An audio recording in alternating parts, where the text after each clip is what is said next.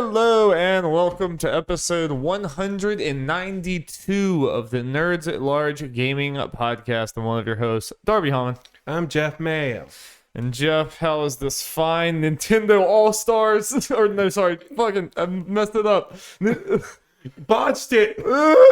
Nickelodeon. God, they both start with the N. Nickelodeon All Stars Day treating you. Pretty good. Yeah, that's how we'll remember this day forever. We're gonna get to the game, but Twitter's been popping.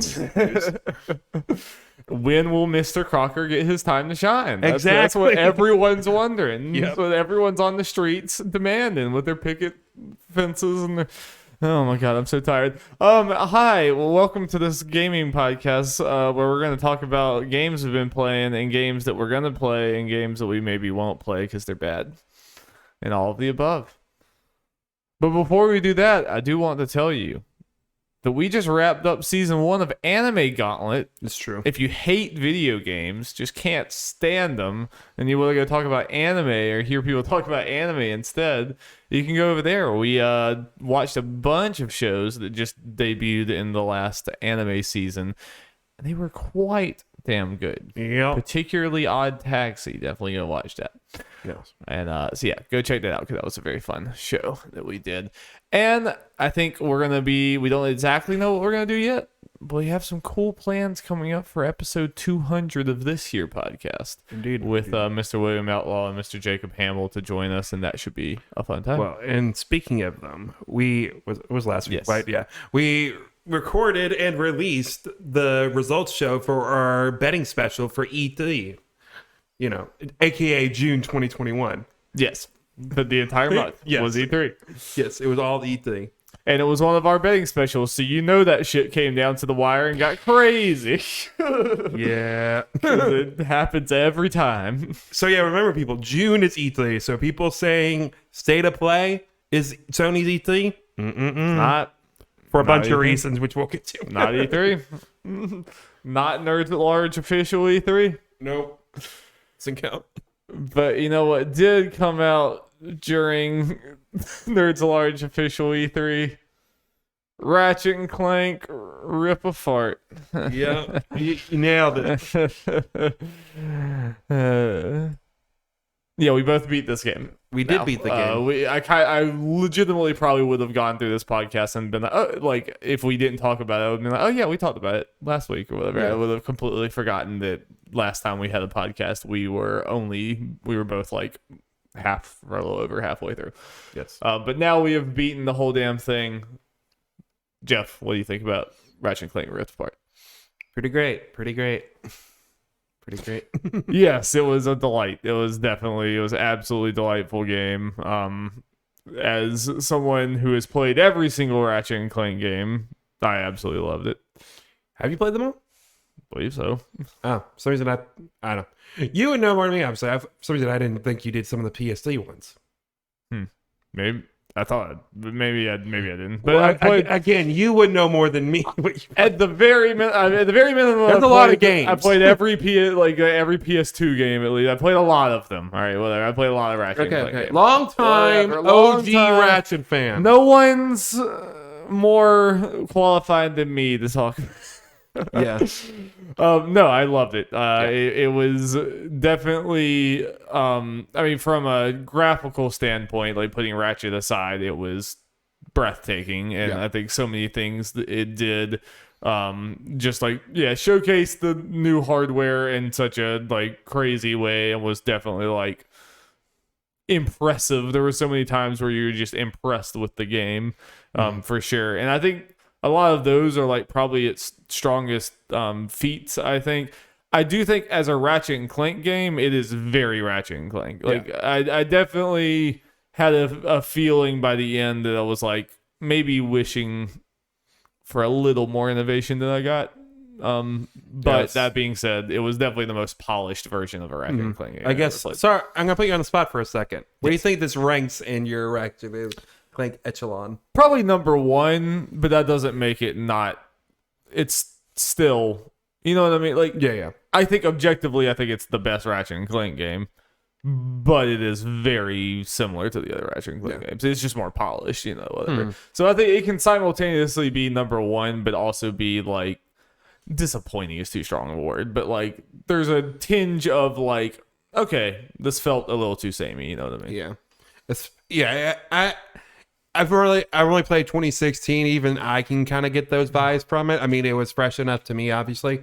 Again, only playing one of them, but kind of like, okay, yeah, we've seen all the crazy go through dimension stuff, and they do cool stuff with it here. But from what they showed us, I was kind of thinking, I expected a little more of that here, maybe a little more craziness to change up the gameplay a little bit, Yeah. And maybe because we didn't really know going in, and this was like, I needed this to happen, but in some ways it was good, some ways disappointing that Ratchet and Rivet play the exact same. Yeah, that's still like, I think I said last time we talked that I was like split on that, and I'm still split on that, where it's like I think in some ways that might have made the game worse, with especially how short the game was and everything, if you were having to juggle these two different skill trees, but it also still it made the whole switching back and forth between them feel like a little less impactful, or if that makes any sense. Well, it was kind of like I don't think it's really a spoiler. At some point you're doing like a long kind of battles things where you're kind of switching back and forth in a single setting, and it does not be really different, but your ammunition gets refilled pretty much. Yeah, is the main difference. It's a very minor difference. Yeah, I think like what they could have done for that, and this, I mean, obviously they have to change some ways the game worked to this, maybe to not be annoying, but I mean, when we saw previews and stuff, we saw some of them, there's some weapons that are a glove, and Ratchet just has a glove and throws it, and I think it's the arm that robot arm Rivet has that she uses for that stuff too. It would have been cool if they had like the kind of sets of weapons. Yeah, like the basic ones that they could, they do share, and then there are ones that just Rivet can do that are maybe primarily focused on the gloves. Like it's like, okay, her robot arm is the reason this makes sense. Yeah, or I think even if they shared all the weapons, but they both had abilities to them, to their own, that like maybe weren't. It wasn't like something that required ammo. It was like the jetpack thruster thing, if that was only Ratchet. But then Rivet had her own version of something that you needed to use for platforming things that only Rivet could especially do. Since for even at the end of the game you can't go to, unless there was like some story reason for it. I think even then, I don't know. When you go back to levels, you can't go there, like you can't go to a level you originally went with Ratchet as Rivet. Right. So there's no real reason for that, like gameplay wise. No, I'm saying to kind of go with what you were saying, giving them both something different. It's like, well, yeah, do that because it's not going to affect the level stuff. Because this level that you get those jet boot things you mentioned for, you're going to be Ratchet there anyway. Yeah, there like should have been some sort of thing like Rivet can like fly up in the air, do something, like something to where it was like, okay, she has her platforming levels have a different vibe than Ratchet's. I think something like that probably would have gone a long way, because it definitely, like, there was, story-wise, you're flipping back between them, which makes sense, but, like, you wanted to feel something with that gameplay, but instead, they're, like, you couldn't help but kind of laugh when, like, you get the jetpack, like, booster things as Ratchet, and then suddenly Rivet has it, it's like, okay. It's like... Yeah, and we might have mentioned it on the mic last time. It's funny. It's like at that point, you can choose which level to do first. Or the Ratchet or Rivet level. If you do Ratchet first, depending which one you do order, you can do Rivet level with or without the boots. Yeah. Like, well... Yeah, it's a little weird. It's a little bit of weird design. Like I said, I'm glad they're not too different, but I think something would have helped there. Yeah. And then it was also like, it feels weird complaining about any of this, because I really do love the game ultimately, and like I think a lot of the weapons were really, really cool, and I think if there had not been such a legacy of Ratchet and Clank games before, I think this would be even more impressive. But it definitely got to the point where it's like, okay, like Ratchet and Clank has had wacky weapons for a long, long time. Yeah. Like some of this stuff is pretty cool and new, but most of it is like seems like decently standard fare for a Ratchet game. And just like the level design in general, I think a lot of this game went towards the tech. I think it was, we have an awesome Ratchet and Clank formula here. We're not going to put too much time and effort into breaking that. We're gonna like just apply that onto this crazy PS5 engine and just try to push this to its limits and everything. Which, you know, I think is perfectly fair. Like I said, I think it is the most polished Ratchet and Clank game of all of these by far. You know, like there's really no fat in this game. I feel like for the most part, it's like nothing really overstays its welcome. It just like goes in a nice clip. Even the side quests I say are well done overall, where not too much to do, but at least something to them. Like you're getting some lore or something instead of just hunt all these things just cause. Right. And there's only really like one main big side thing per area, and then there's little collectibles and everything. And like none of those, like probably the one that took me the longest was Savali, that maybe took me like 15 minutes. It's like, you know, like none of them took like that long. But then they were varied enough, and like they varied up the gameplay. I mean, it's one of those things, like they really did everything right. Like the pacing was like really nice. They had like the hacking levels where you did this. They had like flying levels with the things. They had a bunch of different things. They had a variety with this. It was not all just like running and gunning. So like I didn't get the same feel that like I'm sorry I even get in like Spider-Man, where it's like I'm just bashing dudes, bashing dudes, bashing dudes, bashing dudes, bashing dudes, swing, swing, bash dudes, bash dudes. Sneak, sneak. It's like How you up here? yeah, like I didn't come anywhere near feeling that level of like malaise in the gameplay in this game than the other games.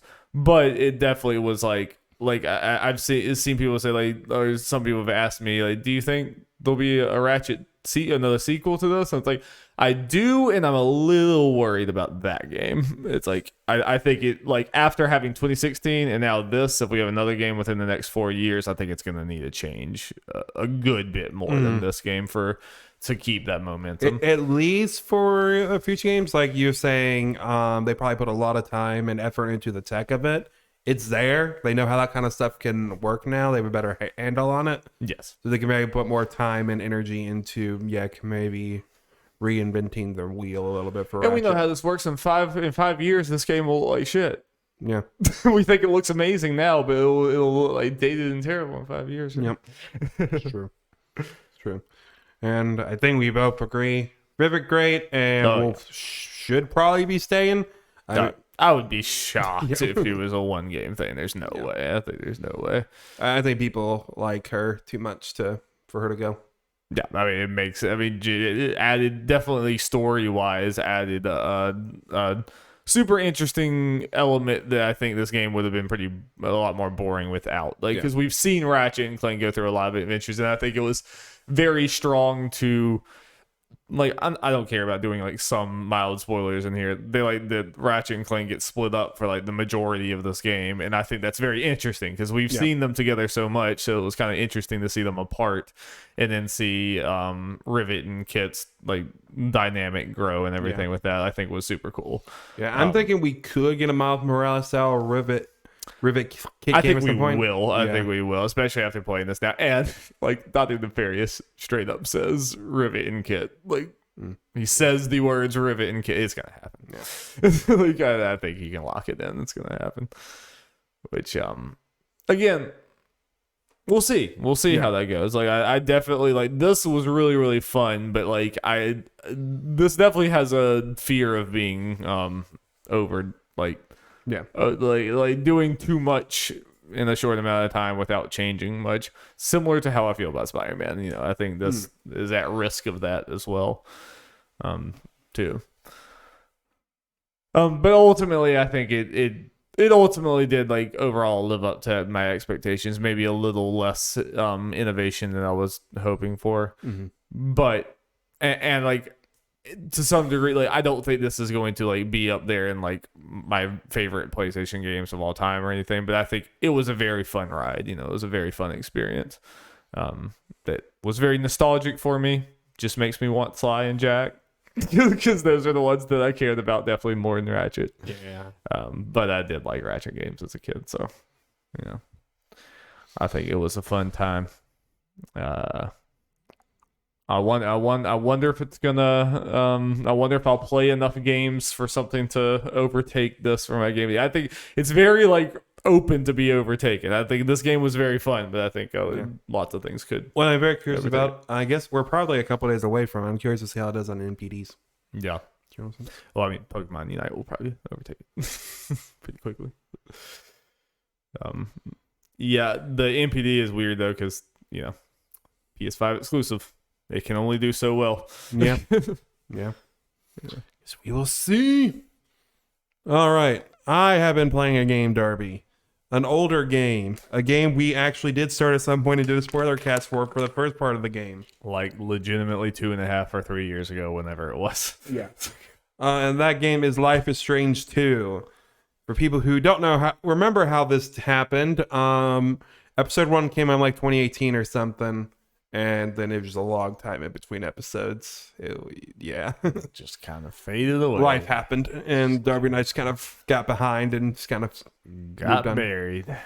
Yep. So I am picking up again before Life is Strange True Colors happens. Ooh, baby. Because, I need to play this before I play that game. I should. Which I am happy I'm doing because this game is delightful and sad. Hell yeah. Hell yeah. All that drama. So how many episodes are you in right now? I've done the first 2 episodes. Haven't as much time as I liked. Hopefully pick it up a pace a little bit. But they're pretty long, right? Yes. It's one of those. Definitely was reminded of like, these are long. Going into like 3-ish hours, I think, per episode. That was pretty chunky. Pretty chunky indeed, Darby. So I was happy. I was like, okay, just replay the first one, to kind of relearn what happens, and like, okay, what choices does 2021 Jeff make that 2018 that Jeff didn't make? I haven't looked at comparisons. I could, but yeah, haven't done that yet. I like where the story is going. I like, as far as like comparing it to Life is Strange stuff. I like the relationship between the two brothers and how that develops, and what I love about the Life is Strange series and other episodic stuff where choices matter is once you get to the end of the chapter, you just kind of see how your choices you made or whatever, and technically the different options, some of them you didn't know that happened. It's like that could have happened, right? I don't know. You're right. And see the percentage of people that did it. It's always fun as well. And something that I forgot about that is cool about Life is Strange 2 in particular, because Daniel the brother's there, and what you do and say to him influences his attitude. I do kind of remember that. You do shows your stuff, your choices, and then it goes to him and shows how your stuff did it. Like, mild spoiler, at some point you're in a gas station or whatever, and if you steal stuff in there to try to feed you, he'll steal something later on from someone because he saw you do it, and just kind of stuff like that. And some stuff like, spoiler again, small spoilers, he has the powers. Ooh, if Life is Strange, who could have guessed? Daniel does. So it seems like part of it is based on your choices, and how you kind of talk to him in regards to his powers will determine how much he relies on his powers. Okay. Yeah, so if I remember right, like, your guy doesn't have powers, but the little brother does. So that's kind of the interesting twist in this game. Yes. Is that you're not playing the person with powers. Yes. And I like the way they're doing it so far. I really like just, it's weird to say this after it's only been one Life is Strange game with someone with powers, but it is an interesting kind of twist on, just in the story stuff in general. Yeah, I didn't even think about that. I was like, yeah, you're right. So yeah, that's interesting to see how that develops. I'm curious to see like where I'm doing, because it's kind of a mixed thing. Like, I'm curious like where the morality potentially for Daniel goes, and like how much he uses powers, because I can tell by the choices, the obvious way to play it straight, like, oh, go ham, or no, be responsible, or whatever. You gotta keep this a secret. But they obviously, with some of the choices, are like, no, you can do that, but you gotta be a little gray in here, as far as can't go all one way. I mean, you can, but it is interesting, especially since I think, like, from what I remember, this power is way more just kind of superhero power, right? I mean, you just like can like push things and like make pretty much telepathy. Like so it's definitely more like physical or whatever.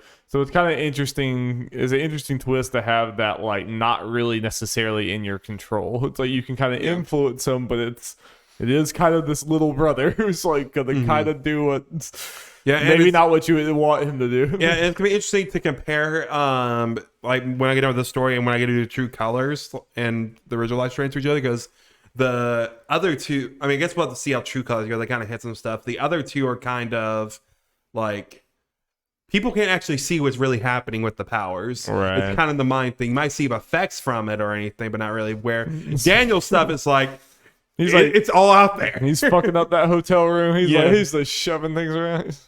You can kill someone if you wanted to. Yeah. True.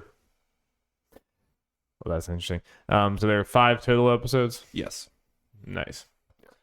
Yeah, that's a lot of game. Yep. And yeah, Darby, I think, I know you kind of mentioned about not really having a game to play. I think you should jump in. I definitely should. Yeah. I mean, I'm not going to play True Colors before I play this. Because like I said, that's just ridiculous. So yeah, I definitely need to as well. Yep. And then Flag had also reminded me, he's like, man, this game got shit on so much. Oh, Such bullshit. I need to see how it ends, but I mean, well, the bullshit happened before it. That was abundant before, long, like even from afar, without playing it long ago. Yeah. Maybe it feels like I see some people now are like, oh, the Life is Strange, Life is Strange 1 was the only good one. I think Life is Strange 2 for some reason got that gamer thing where everyone just like has the mob mentality and just decides something's bad when they don't know anything about it. Like this, so that's such a thing in the video game industry, is like it becomes super popular to hate. I mean, I think their release schedule and the marketing for the game was piss poor, horrible, but like the game itself.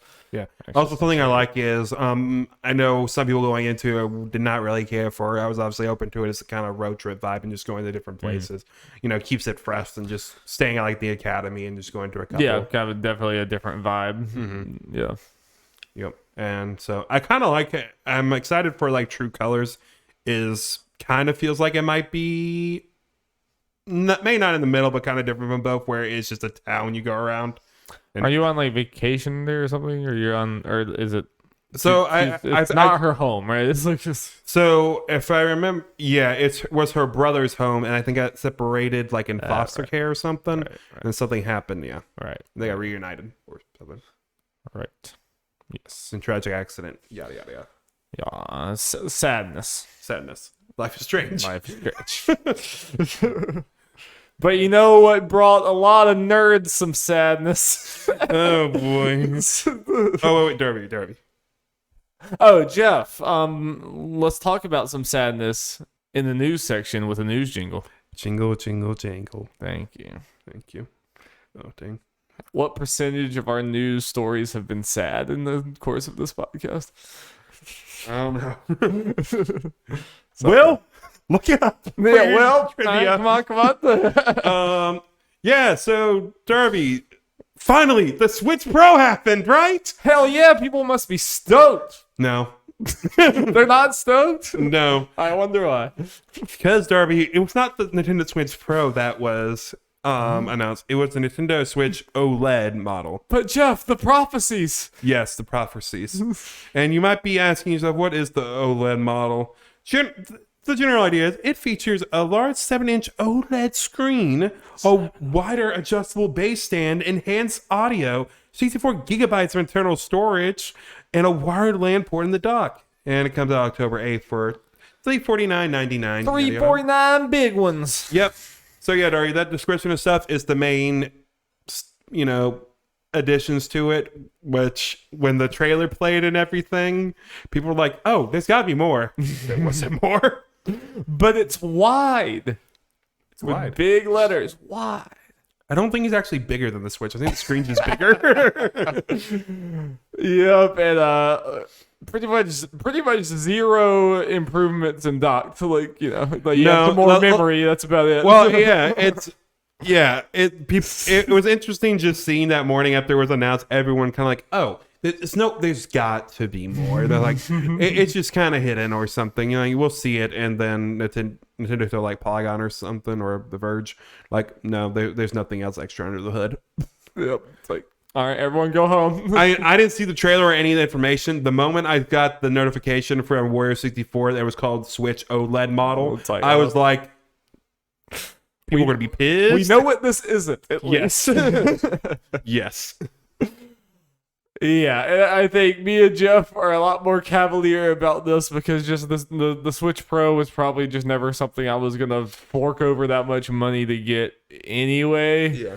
I mean, because we've kind of been over this a bunch of times. Where I mean, correct me if you think I don't speak for both of us, but I think both of us are kind of under the belief that like even if a Switch Pro comes out, it doesn't really solve a lot of the Switch's power problems right now because like all these games would have to come out for the normal Switch anyway, or they'd be exclusive. And either way, this sucks. Yeah. And like me and you were not made of money, and there was just no way that we were gonna spend that much money, even trading in our Switch or whatever, for an upgrade like that when we're going to be getting a Switch 2 eventually. It was just never, I never saw it as the savior that everyone else did. I agree. I when people were talking about the power of it and all that kind of stuff, and I know like Bloomberg, and I understand why people believed it with the 4K and all that kind of stuff, but even that, I'm all in on Bloomberg stuff and just, the like as far as the stuff goes. But even I was like, 4K? Yeah. It's like, this doesn't sound like Nintendo. Everything else, for the most part, does, but it sounds a little too good to be true. Like, well, that sounds like such a big jump that I'm like, I know the PS4 and stuff did that for their mid-generation bump, but the Switch was not as powerful though. That's a bigger jump to get to that. Yeah. No. And I honestly do not think that was realistic for a mid-gen bump. Like I don't think that that's realistic for a Switch 2 per se. Because that sounds like a very significant jump.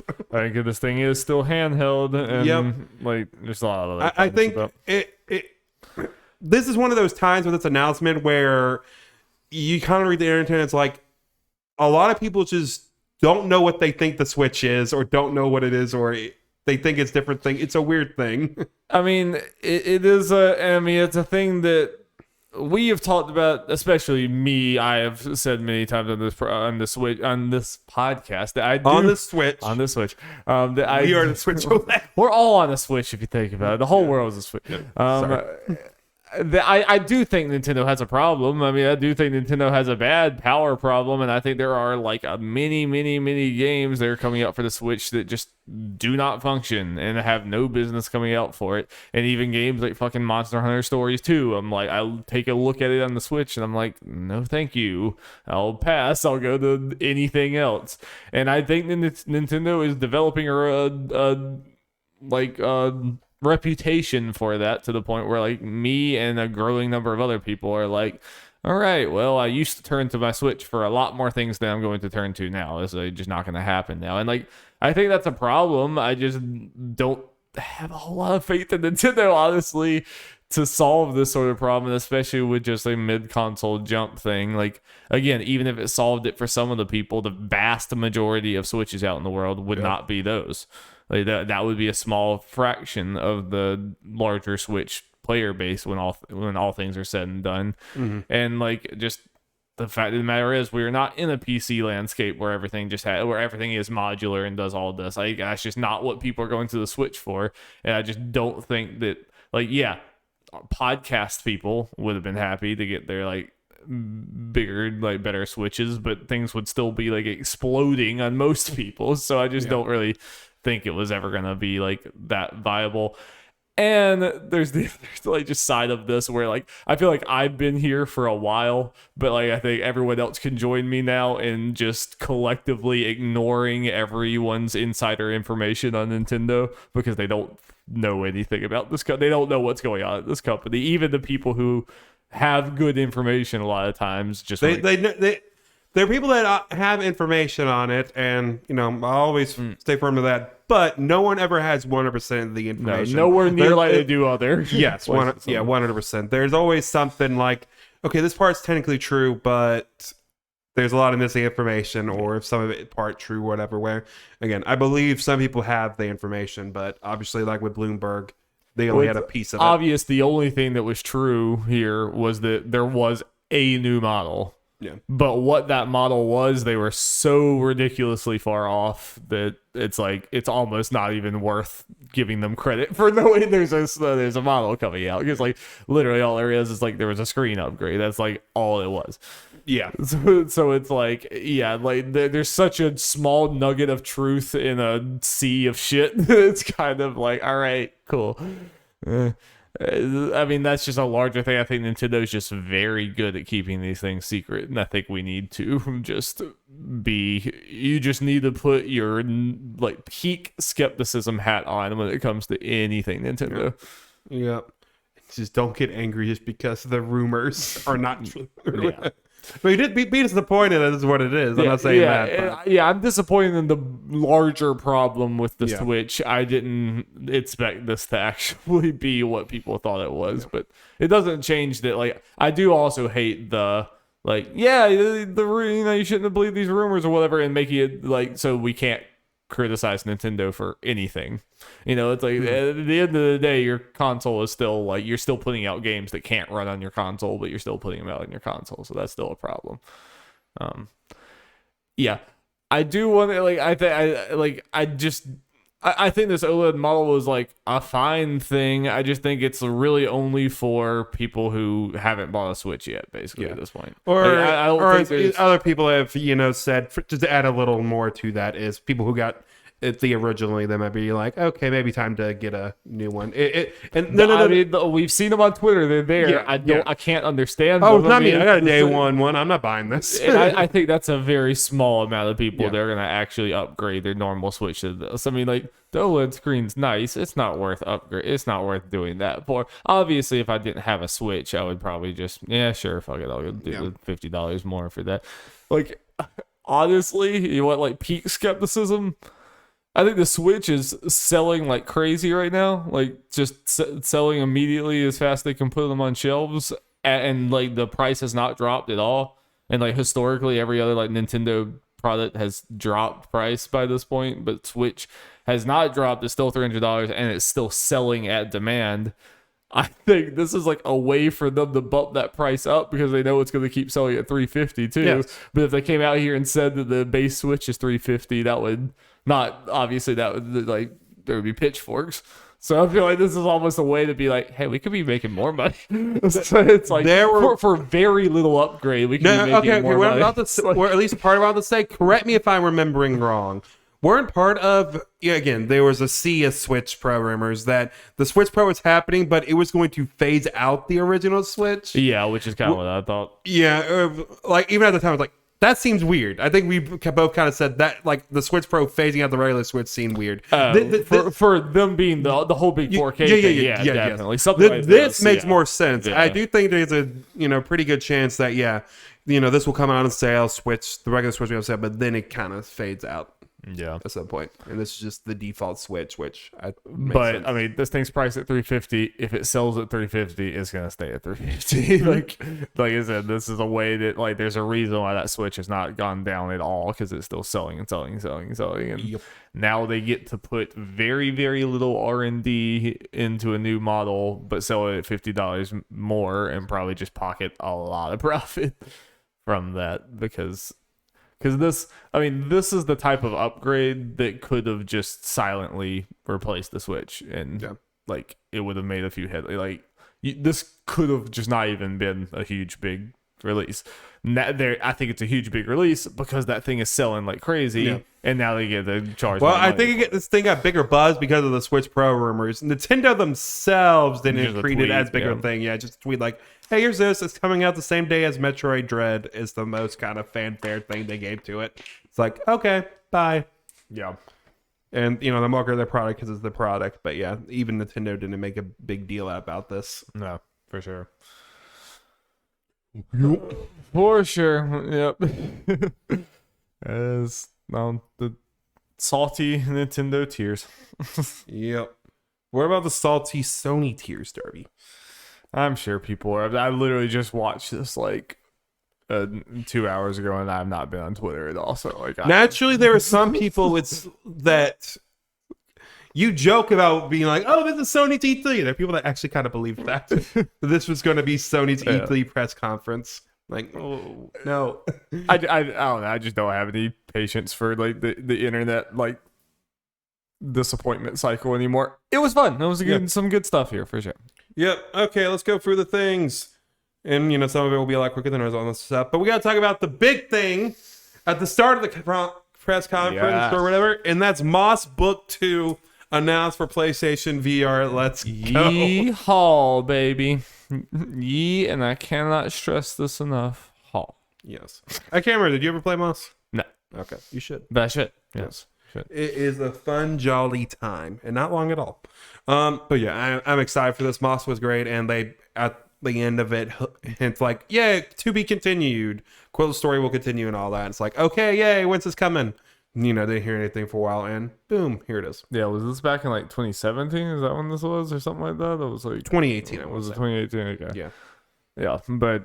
Still, that's sweet. I kind of wish for their sake it wasn't trapped on the PSVR. I mean, like I know it'll probably be a timed exclusive thing, but obviously it still has to run on the PSVR. But I do think it looked pretty good for that. I mean, it looks like a PSVR game, but like it looks like a higher end PSVR game. Yeah, I'm curious to see. Like, I would have to look at Moss again to see, like, kind of compare things, because I think there was some added thing to this, but nothing like really crazy as far as that's the reason why this wouldn't be able to run a PSVR or whatever, because they're probably using kind of a updated whatever engine for what they did for Moss 1. Which it just looked like, from what I can remember of Moss 1, I mean, this just looked like there's a little bit more in the environment, and that looked about the extent of it.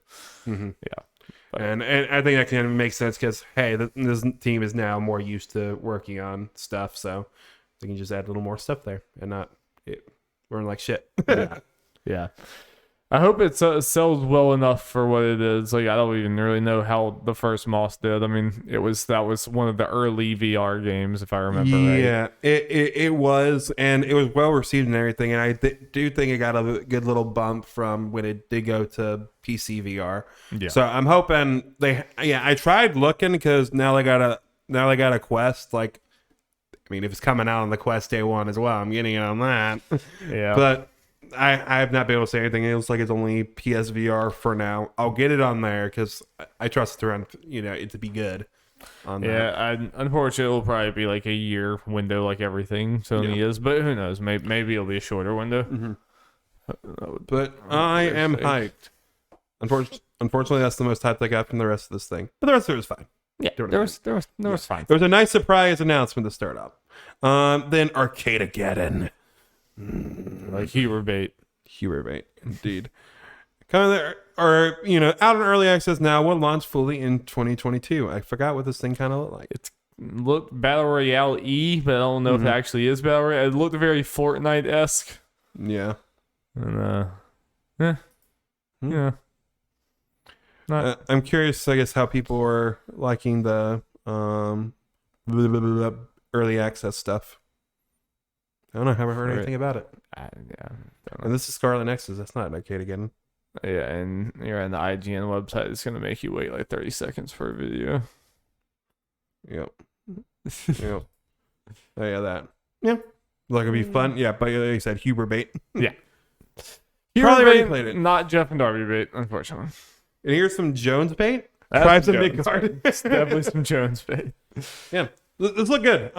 We've seen this a couple times. It's like just showing off, hey, here's some post-release plans and all that. Looks it's coming like out. Valheim Light in a way. Yeah. Like a little bit, Yeah, I think that's what a lot of people call it, and that's what it kind of looks like. It's one of those things where I don't know if the timing of it is good or bad for them. It's like, oh, it's like Valheim, and that kind of gets the word out a little more. It's like, yeah, sure. Is Valheim still kind of hot? I mean, I haven't heard about Valheim in a very long time, but I don't know. Maybe there might be some gigantic community still playing it. I'm gonna assume so. It is sold a lot, and it's still early access, so I'm sure they're updating it a lot. Yeah, it's probably like Valheim was like unique enough and like it brought in enough new people that maybe it's not oversaturated enough. Maybe people will be into this. The art style, it looks more jolly. It looks more welcoming than Valheim for sure. So indeed, it looks neat. Indeed. Hunter's Arena Legends. Now this is one I don't remember. Yeah. Yeah. Shall we move on? Yeah, Fist, Force, and Shadow Torch coming September 11th.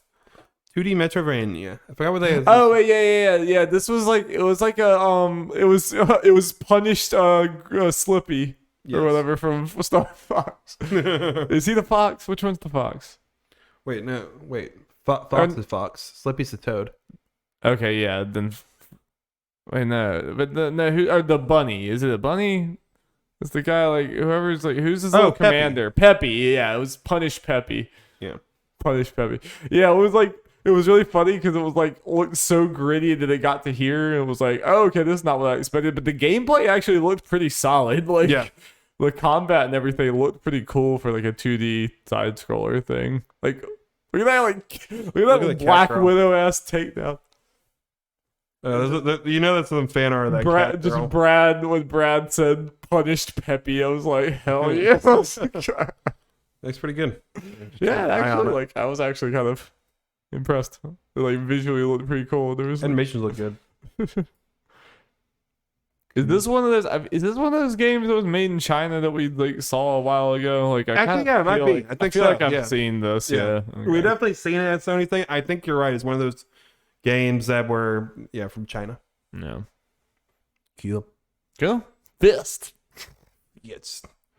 Seafood. Every time someone says this, I think they're saying seafood every time, and it's never gonna go away. This is one of those times where they show the trailer. I'm like, we technically don't need to actually see more of this game because I don't know if they actually showed anything new per se.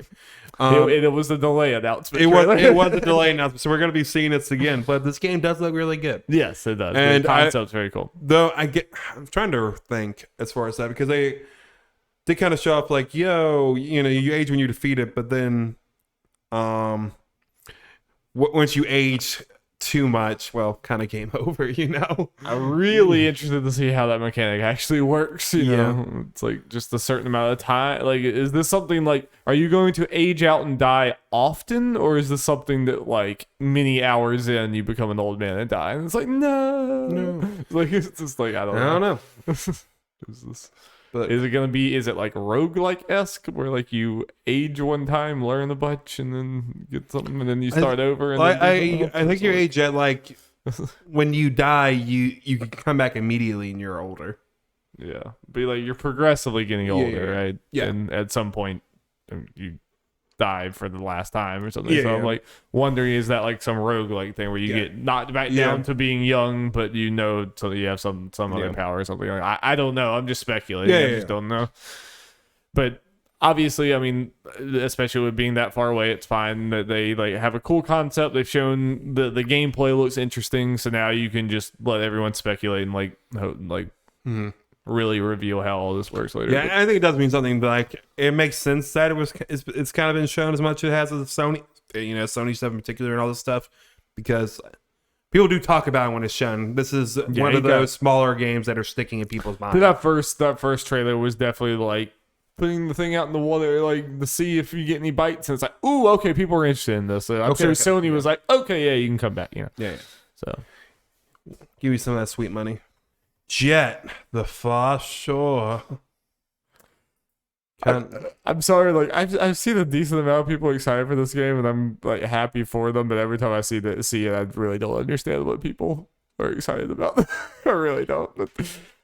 They really like No Man's Ski Derby, but it's like insanely zoomed out shot of a ship with very bare environments and really bad character models, and then like what you're actually doing. But Darby, think of the vibes. But like insanely zoomed out. Yeah. I mean, do you feel anything more than I do? Because I just don't really. I always kind of forget what this game looks like. Then I see it, and it's like, oh yeah.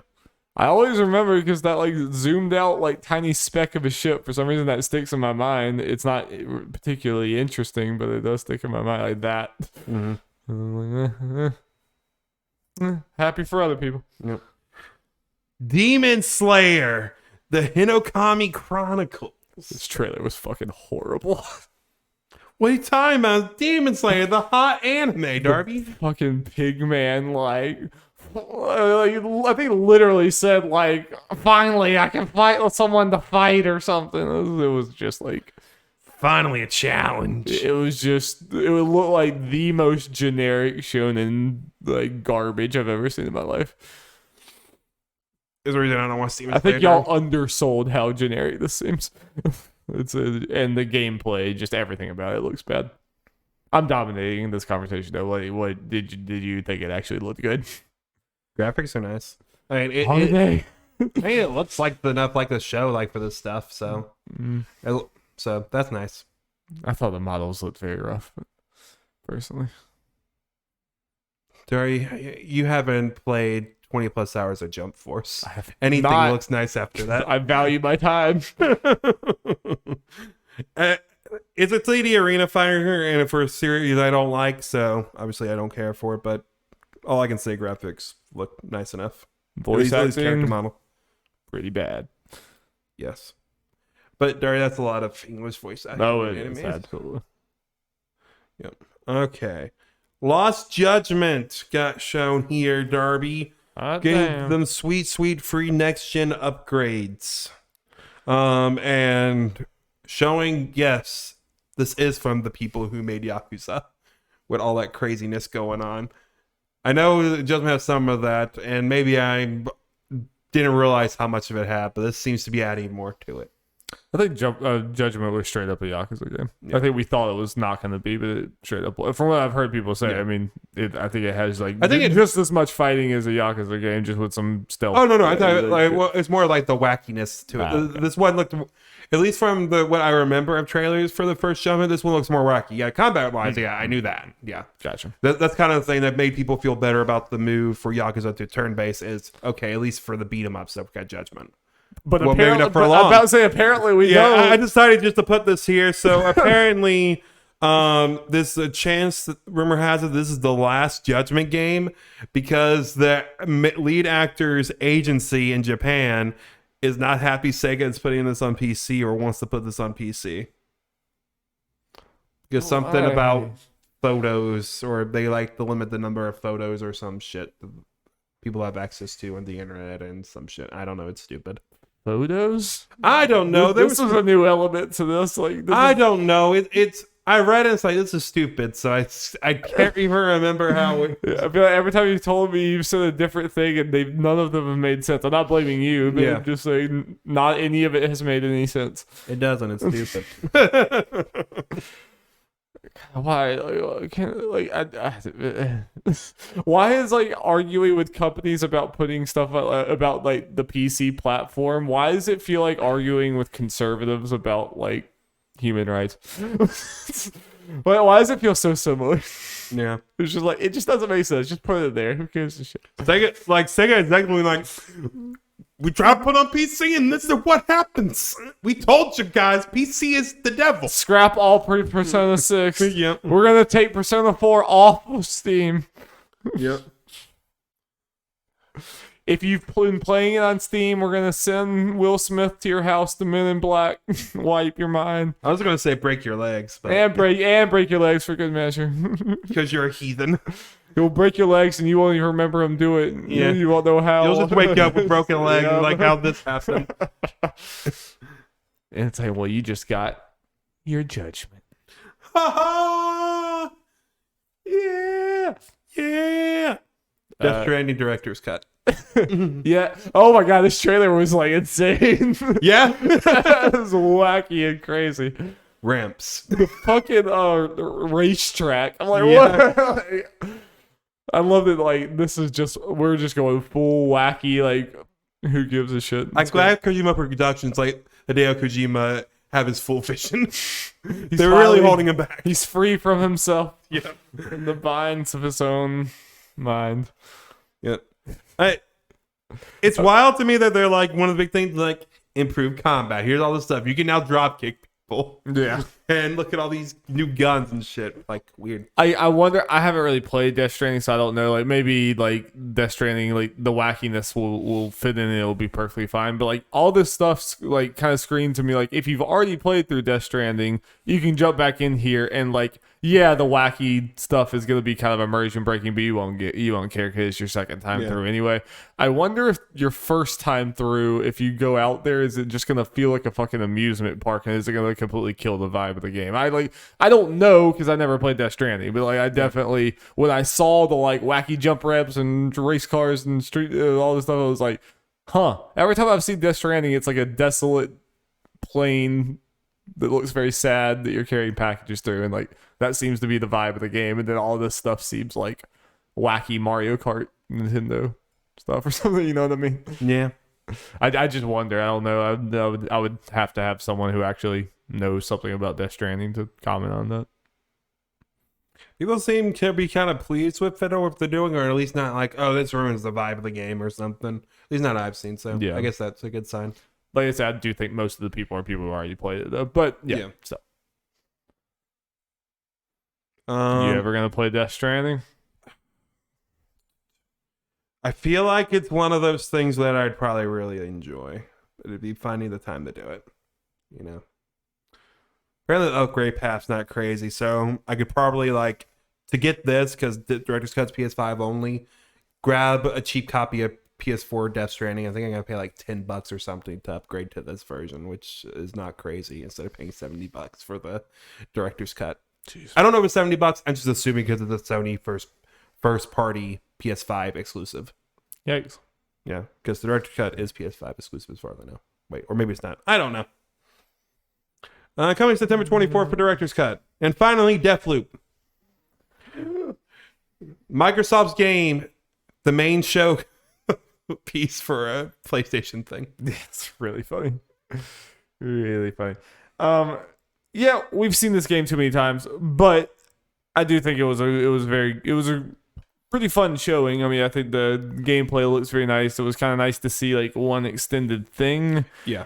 But I still do agree with like Huber was saying. I think a lot of other people, they're still just like I think we've just proven that like I don't think that they can market this game in a way to where like it's all gonna click. I think it just needs to come out. Yeah, you know what I mean. I think we need I guess because we kind of need to play the game to do it, but also like I think a demo could help this game. Yeah. Yes. Yeah. I do for sure. I do too.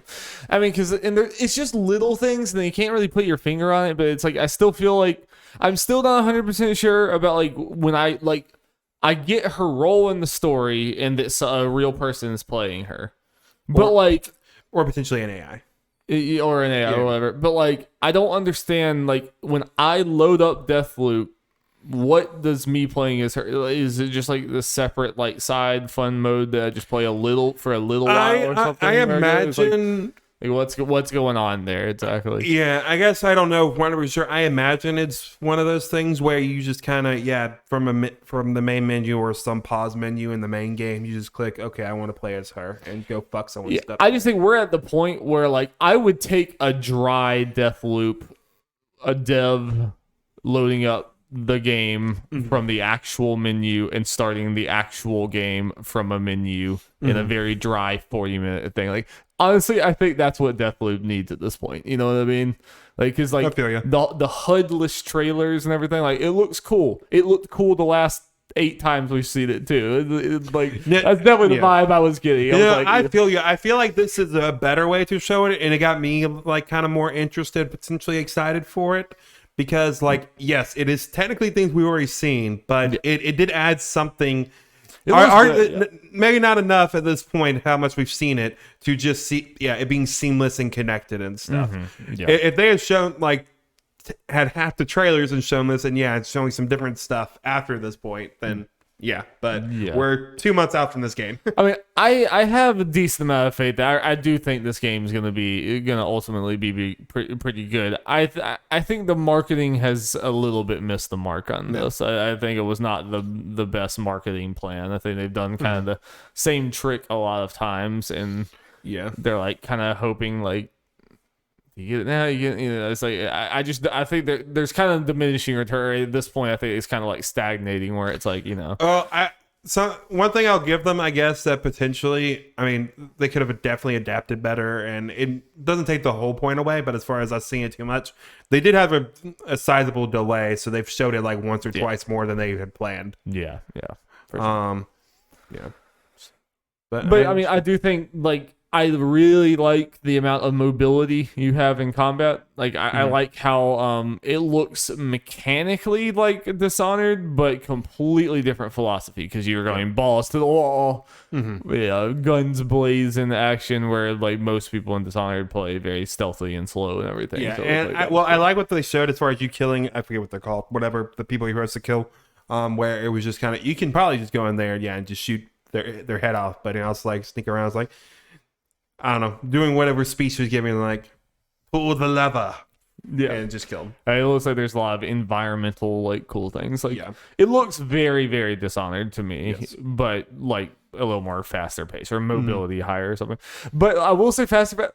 Mobility, yes. One thing is, I think they wanted to just you to be able to soak in everything in the trailer, so I don't think it's quite going to be. I thought like his movement speed throughout this whole thing was like agonizingly slow to me, like when he was moving through the environment. So it's just like he was jumping up and doing all these crazy things, but it was like he was moving at like half speed. I'm like, I feel like let's pick up the pace. Like I don't need to be Doom, but I needed to like let's go. Let's So I think that's probably just trailer. But again, I think I'll probably get this game, but I want to like watch a streamer play it for a little bit and be like, okay, this looks cool. Yeah, and then go in. That's kind of. I want to be announced for Game Pass. Damn it! I don't think it's that. But I mean, next year will. But yeah, guaranteed next year. Yeah. Well, I have very few things this year, so I could just buy it on Steam. We'll see. Yeah. Or wherever it comes out on PC. Yeah. Wait, what was I about to say? Oh yeah, I might as well forward here something I forgot to add to it. But the guy announced that Ghostwire Tokyo got delayed until early next year. Oh, did they actually announce that? Yeah. They announced that. I don't think we have much to say. I think we both very saw obvious at this point. Yeah. All righty. Now, Darby, let's talk about our favorite franchise, Assassin's Creed. You know me and Cassandra. Yep. Against the world. We're talking about the announcement of Assassin's Creed Infinity. Was story originally written by Jason Schreier from Kotaku. It's going to be this big like this big platform thing where you're in all these different countries and stuff, you get different assassins and stuff. And then Ubisoft was like, actually, we want to be in the headlines. Our name, not yours, Jason. So we are announcing it officially. Yes. So it's going to be more of a platform thing. I mean, Ubisoft straight up said they were doing this with like all of their, almost all of their franchises. Yeah. So it's kind of just them doing the thing they said they were going to do. I mean, I think it ultimately works with Assassin's Creed because Assassin's Creed is already very like things don't change a whole lot, and it's like they kind of recycle the same formula in a lot of areas, which people love. So I mean, I think that this is potentially a smarter business model to just like do like almost like they're doing with these little DLC things for these, but for different areas. Like, yeah, I don't know. I mean, I think it could be cool, but I guess what I'm about to say is just partly because most of what I hear from Assassin's Creed like Easy Allies and the like, who are like, I like these games, but they're long. But now having this big giant thing, it's like, okay, these games are already too big, and you're making it bigger. Yeah, but I mean, I think the thing is, yeah, for them who are trying to play like a million games, like 300 games a year, it's way too long. I think a lot of people love how long those games are because that's all they play all year. Just wanted to bring up that point. Like, I think I want to give the nod to Brent, who's on this podcast all the time. Brent Gillihan, everyone should go follow on Twitter. He's an awesome dude. I think he was one of the ones out there also saying he was like he was saying like everyone wants them to like cut down the like these games, and he was like, no, I love how big they are. And I think he's right. A lot of the people say like Assassin's Creed you get shorter are people like me and you who don't play Assassin's Creed, you know. Yeah, I think for us, it's immediately like because the kind of gamers is too daunting for us. Which don't listen to us. We're not gonna buy. We probably weren't gonna buy that anyway. No. But I think you understand why. I just wanted to bring up that point that the people that I'm thinking of are the ones that have a lot of games and stuff, and it's probably a vocal minority in there. I mean, and just kind of in our bubble. That's one of the reasons why I'll never play it, but that's also the reason why there are other people who plays it. So it makes sense to kind of go in this direction, depending on how they do it. The way it's kind of sounding here, where it's still going to be kind of like Assassin's Creed, but just kind of build and have all these giant worlds and stuff and just add content. Like, it sounds like there is going to be a multiplayer component to it, but it's not going to be like the only thing. I think it's smart. I can see it in my head already. It definitely, like, it's not one of those concepts that's like, what? How could this? It's like, no, I could already see. I mean, they already, like, love to just, again, take the Assassin's Creed formula in a new area, and I could just see that being a... You just get excited for the Japan chapter that's coming out, and then you get excited for the whatever, something else. Native American. Oh, that's a lot they can do with this. And it's obviously gonna be a huge thing in the whatever 2-3 years that this comes out. Sounds like this is a little bit away. I mean, do you think this will just? Do you think they will continue also doing other big Assassin's Creed games at some point? Or do you think this will just be the last Assassin's Creed game to ever be? I think it depends, because it sounds like based on what the stuff's here is still kind of early in the relatively early, so they're not like probably 100% sure what this is. I think it depends. If they're kind of like we're saying, and it's just a whole bunch of different plays and it's just adding content constantly, I don't think you need anything else necessarily. But depending on how it, like, if it's more of a ends up being maybe more of a multiplayer thing, I can still see them throwing out the straight up single player ones for those people. It's an MMO. Yes, let's go. But I do want to mention like this thing that comes from Jason's article, that some people, theorize might be the reason Ubisoft was like, we're going to put this out there, so we're the ones in the articles. Because Jason mentioned that some of the people in power that people had problems with when it comes to harassment are still there. Surprise, surprise. And still in their positions. And now that's not going to be as much of a big thing, because now Ubisoft are the ones that are in those articles about Infinity. Yeah, big surprise that the big company just wants to go out of headlines for a little bit and hope that it all blows over. Yes. All right, Darby, it's time for the big announcement. The biggest game announcement of the year. Let's go, dude. Yeah, it's time to talk about Nickelodeon All Star Brawl, baby. Oh, shit. We in there? Mr. Crocker. Yep. People who may not know. Just happy like that. Now it's like he has to be in there. I legitimately, like, when Jeff said Mr. Crocker, I was like, who the hell are you talking about until you pointed out? Like, oh, yeah, Mr. Crocker. So, yeah, this is a Smash Bros. Style Nickelodeon crossover game. It is. It was announced by IGN. I saw that they were like, oh, we're going to have an new game announcement. I was like, okay, it's probably nothing I care about. I was like, oh, okay, I'm actually somewhat interested. You got my attention, IGN. I'm trying to think, is this all the characters? Okay.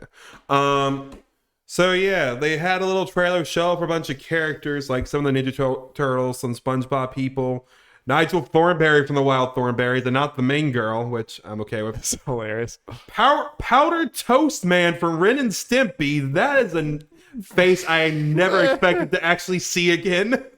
But you did. I did. It took me a second, like, wait. The guy from Ren and Stimpy, okay. And Oblina from Aw Real Monsters. Again, another face I never expected to actually see again in actual official things. And Helga from Hey Arnold, which is an interesting thing if Arnold's not in there. Reptar from Rugrats, which I think is because they don't want people beating up on babies. Aw, come on, cowards. But Reptar's dope, so that's cool. Zim from Invader Zim, which is one of those like, okay, where's the? Okay, there we go. You got and Danny Phantom. Hell and yeah, the other one boy from like the Loud House, which is like the only show on this list I've never actually watched. There's also SpongeBob and Patrick and Sandy. Yeah. SpongeBob characters, yeah. Two of the Ninja Turtles announced. So yeah, there's more for this. It's coming this fall on everything. On the all consoles. PC's coming later. And a big thing, Darby, why I'm actually kind of excited for this is who's actually developing this thing. Because I agree with you with the trailer. It does look rough and stuff, a little It stiff. just looks a little budget. Yeah, it's definitely budget, 100% budget. Especially who the developer is. Ludosity, who you might know No name. for making Slap City. Okay, yeah, I knew that name somewhere. Okay. Yeah, It's like Slap City's fun. Yeah. So it's like, this has a chance to actually be pretty good. yeah, Slap City definitely like purposely controls kind of bad. I don't want this to be that necessarily, like. Slap City's one once you kind of get used to, it actually controls pretty well. It's not like the best, like as far as that goes, but actually, in my opinion, a solid platform fighter in its own right. Once you kind of delve into it, so that's for me. It makes me feel good about how this will actually play. I don't expect it to obviously be like Smash Bros. Levels or Rival Ether levels even, but it's like, okay, this could actually just be solid fun. Yeah. I mean, even from the trailers, it looks way better than like that Cartoon Network one did back in the day. I mean, like you can see the like Smash elements of this or whatever, and there's like times where it's like, there's like the trailer was cutting around so fast, so it was hard to really get it. I would say a little too fast if I had to critique the trailer. Yeah. But so there were elements there that like the stages looked very cool. And like the roster, as long as there's going to be DLC or more characters and announced, other than I'm going to get to that, Darby. as long as there is, then this is a very good start for the first trailer of like roster and everything. It's just like definitely the models are very budget, and there was like just some of the movements just looked kind of stiff. It just looked like I agree with him. Yeah. Moving in a straight line, or it just looked a little stiff. But it definitely didn't look at that trailer, and I'm not like laughing at this game. I'm like, no, this could actually be decent and fun. Yep. It could also be bad. I mean, I really it could go. But I was kind of like, okay, I was impressed with the roster my first of the trailer, then looked more into it, and it's like again with Ludosity being the developer of it, I'm like, okay, yeah, this actually has a chance to be good in its own right. Besides that, and then the roster is just pure 90s nostalgia fest for the most part, which again, like I said, besides that one show whose name I can't remember, have watched all these shows. Some I remember a lot more than others. Like Real Monsters, I don't have the best I can't remember the most of it, but I recognize the characters and all that. Yeah. But Darby, there's some other things. You mentioned characters, and like, oh yeah, there'd be more. Like, I think this is a very good start for the roster, like an initial announcement, kind of getting there. It's like, got some decals like Powder Toast Man, what the fuck? And I think Helga from Hey Arnold's a good choice because, like, okay, you're gonna just her moveset is pretty much bullying every character, and we might get Arnold actually in it. I feel like he probably will. But there is on Target's website the box art, and I'll show you, Darby. You don't have to look too closely. Just silhouettes of characters. Okay. So naturally, the internet just looks at it like, what characters can we tell are there? Yeah. And we got a couple of them. Nice. Ren and Stimpy, which Powder Toast Man's there, so that's... No, just only Powder Toast Man. That'd be wild. Is there. Cat Dog. Hell yeah. Yes, needed cat dog. Hell yeah. Unironically needed. Absolutely. As well as Aang and Korra. Yes, that's what you mentioned the trailer. Like, wait, did I not see? Like, I definitely I'm a little bit younger than you, so like I watched some of the '90s things, but I was definitely more 2000s era Nickelodeon. So it's like you better have like Fairly Odd Parent stuff and things like that too. It's like that's and Jimmy Neutron. Both of those are a must. But I'm trying to think if there are any other ones. Oh yeah, and also this says rollback netcode. Yeah, hell yeah. And wave dashing. Hell yeah. So it's going to be interesting. Max is losing his mind. Yep. Let's see. A bunch of stages. Won't go over all those. I'm trying to think. Let's see. Be a lot of stages, more characters to do, blah, blah. Yeah, so as far as potential other characters to the roster, I would say Fairly Odd Parents. I'm like, I think they are a must. In my mind, they are a must. But apparently, Nickelodeon may not feel that way, Darby. Because if you look at the roster for the recent Kart Racer and some of the other crossover things, recently, Fairly Odd Parents has been absent, but for some reason, Danny Phantom is in. So people are quickly like, oh, some weird Butch Hartman thing, but Danny Phantom's right there. Weird. So I had no idea what's up with that. I want them in, obviously. Yeah, they were like one of, if not the most popular show on Nickelodeon they were the for biggest. a while, right? I think for a while they were the biggest besides SpongeBob. Yeah. Because nothing's bigger than SpongeBob. Yeah, exactly. Yeah. So yeah, I think that's a weird thing. Very and odd. I'm with you. Like I need the Jimmy Timmy Power Hour Part 5. I mean, I love Danny Phantom and everything, but Fairly Odd Parents is probably like my number one favorite show of all of these. No, like I'm hyped for Danny Phantom, but yeah, if one of them should be in, it should be Fairly Odd Parents. Danny Phantom should be like, yeah, we got the deep cut, not the like instead of Fairly Odd Parents. That's ridiculous. Yeah, so I'm putting that out there. The chances is not. That'd be bad. That sucks. And I probably filed more up today, but for sake of time, won't go into it. But I'm actually excited. Like Fairly Odd Parents should be like the Jump Force, like Naruto, who gets like too many reps. That you're like, maybe calm down. So yeah, I'm very curious, like how many are going to get like multiple characters and all that kind of stuff. Because SpongeBob's already got the. It's very obvious. Probably may get Squidward maybe later. Yeah, at the very least. SpongeBob will probably have the most reps. So. We got 2 of the Ninja Turtles. Probably gonna get the other 2. But then we got stuff like Helga is in there for Hey Arnold, so probably gonna get Arnold. We got Nigel from Wild Thornberry as the. I think that could just be the only rep from that one. Yeah, it's just fun. I feel like that he makes weirdly enough the most sense. And I think Reptar is fine for Drake and Josh. Considering Drake just got on parole for no. Josh. I want Josh from the hit show and Josh. Yes. Oh boy. Oh my god. Yeah, I'm very curious. I did see the developer said that Nick is picking the roster. They have full control over it, which if I heard that before, I'm like, but after seeing what they've already have, it's like, okay. This feels like another one of those Sakurai things where they're like, Nintendo's like picking the roster. It's like, I don't know. When I see Powdered Toast Man, I think that was Slap City guys asking for Powdered Toast Man, and then Nintendo said, and now Nickelodeon said yes. Like that's where I feel it. I don't think it was Nickelodeon saying, "How about Powdered Toast Man?" I never expected to talk about Powdered Toast Man so much on this podcast. His name has been said 5 times in this podcast. Oh boy, never thought. Yeah, so fun stuff. Yeah, I'm excited to see what happens with this game. I think there is hope for this more than just like, look at this thing. Yes. All right, Darby, time to talk about Persona. Darby, you may or may not know this, but it is Persona's 25th anniversary, or it's next year or some shit. I don't know. It's coming up. So for it, Atlas is deciding to be Atlas and be like hinting at a bunch of stuff. They're erasing all PCs from the earth. Yes. There's now a special website launch for Persona's 20th anniversary. 7 new projects are teased. And if it was just that would just have been a cliff note, and I would have just left it there, like in the other news. But there is more to it, so that's why I'm bringing it as an actual story. So, in one of the sections for it, there is a section where it pretty much shows artwork for every protagonist from mainline Persona games, male and female versions of them, for the ones that had both.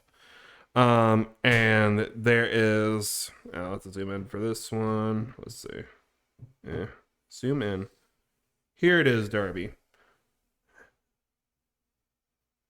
And what do you see next to the Persona 5? Secret.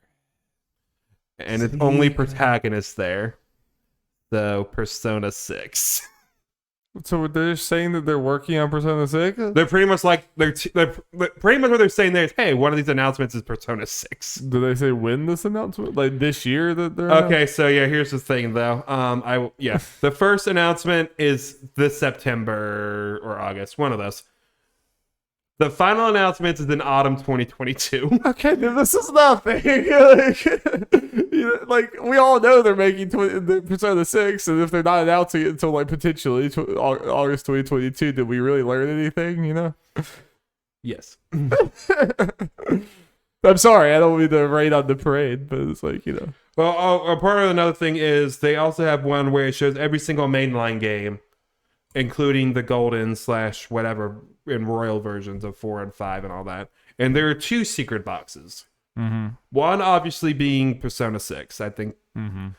So there's another what they consider a mainline game that is going to be announced in this next year. Okay. So people are theorizing, because of the way this is, it's not going to be like a port. Right.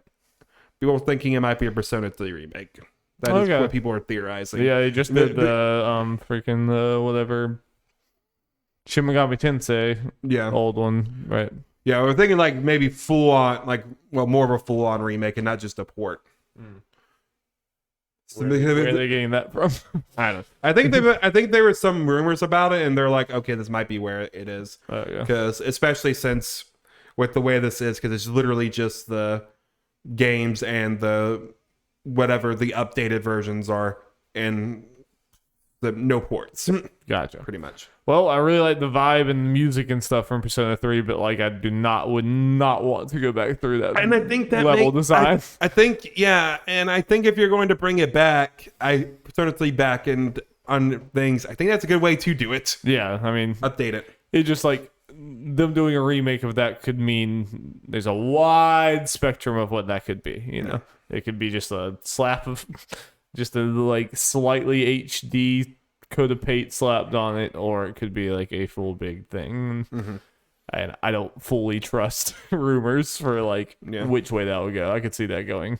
Yeah. Some people say that it could be more of a full on, because they do have actually updated models for some of these characters from like the Persona dancing game, and just like even for areas and stuff. So they at least have some groundwork done for it. Yeah, my gut reaction would be it would be more like the whatever Shin Megami Tensei Nocturne thing that just happened. That would be my gut reaction. But hopefully, I hope I'm wrong, because like that would be cool to revisit in a modern way, because I do not want to go back. I do not want to go through the horrible design of the 3 and frankly even 4 dungeons daunt me. But like the 3 ones are like really bad. Yep. And we got there's 7 projects they're announcing. I imagine at least one's going to be something silly like a concert. Yeah. And the like. Anytime they have these big countdowns or with a bunch of different things like the Platinum 6 or something, you have to expect that like half of them are. But Darby, one of them is Persona 5 Arena. That'd be hype. I think it could happen. I got a feeling if it doesn't happen here, it's just not happening. Yeah. I also think it's like just as likely to not happen. So I want to believe, damn it. I want to believe. I'll just be happy if it comes. Yeah. It would be pretty swell though. Mm-hmm. You know what else would be pretty swell? What? If we got Final Fantasy 16 earlier than expected. What is expected at this point, I don't Darby? know. I don't know. We kind of been saying that since it's been announced. I didn't come here to be called out for my transitions. I just make them and look pretty. No, that's me, Darby. That's in my job description. This comes from Adam Banghurst from IGN. During the most recent Final Fantasy 14 live letter from the producer stream, Final Fantasy 16 producer Naoki Yoshida revealed a few updates on the much anticipated game, including that the main story scenario is set in stone and that the English voiceovers are almost fully recorded. Unfortunately, it sounded like it may not be ready to show for TGS 2021, which runs from September 30th to October 3rd. Supported by GameSpot, this information comes via translation from the RFF14 Discord channel of a conversation with Yoshida and near director Yoko Taro. Translators on Twitter, including at a Taiki Mochi, Audrey, Darby. This is some of this translation coming from Audrey. Oh yeah, she's great. Yeah. Follow her on Twitter. She's great. Have shared English translations of Yoshida's comments, which also indicate that he is looking to show FF16 again when it's ready for a big reveal that will make everyone go, I'm going to buy this game. Quote, we have all the scenarios set in stone in the voice recording for the English version of the final stage. Development is going well. It's quite difficult to make sure the quality is amazing. We want the next announcement to be something where everyone wants to say, I'm going to buy this game. Thus, we are putting a lot of effort to make sure the quality is great. So they wanted to show something at TGS, but yeah, not sure they'll make a deadline. So pretty much what this is saying is, yeah, you were hinting at Darby for a little transition. Next time we see it, should be a big blowout, and probably with release date, they're not in the too far off future. And Yes, could be as early as this year where we get that. yes, but from what they're saying, I would expect this winter / like fall ish, like basically post September probably, because September is when TGS is, and usually if these companies are like, we probably won't make it. I mean, they're not gonna make it because they usually set their sights way too early. So like, I would expect to see this trailer like October, November, December time, and then probably like and the release date is going to be like next year, sometime at least first half of next year. Yeah, my prediction is a state of play where it's just kind of that's just it. They announce, hey, FF16, get hyped. Yeah. Or they just announce a state of play and say nothing. But they make it very fucking obvious because they always make it very obvious. Or a pretty like meaty, let's say 5-minute trailer at the Game Awards. I think the state of play is more likely, but I can also see that. Why not both? Yeah, why not both?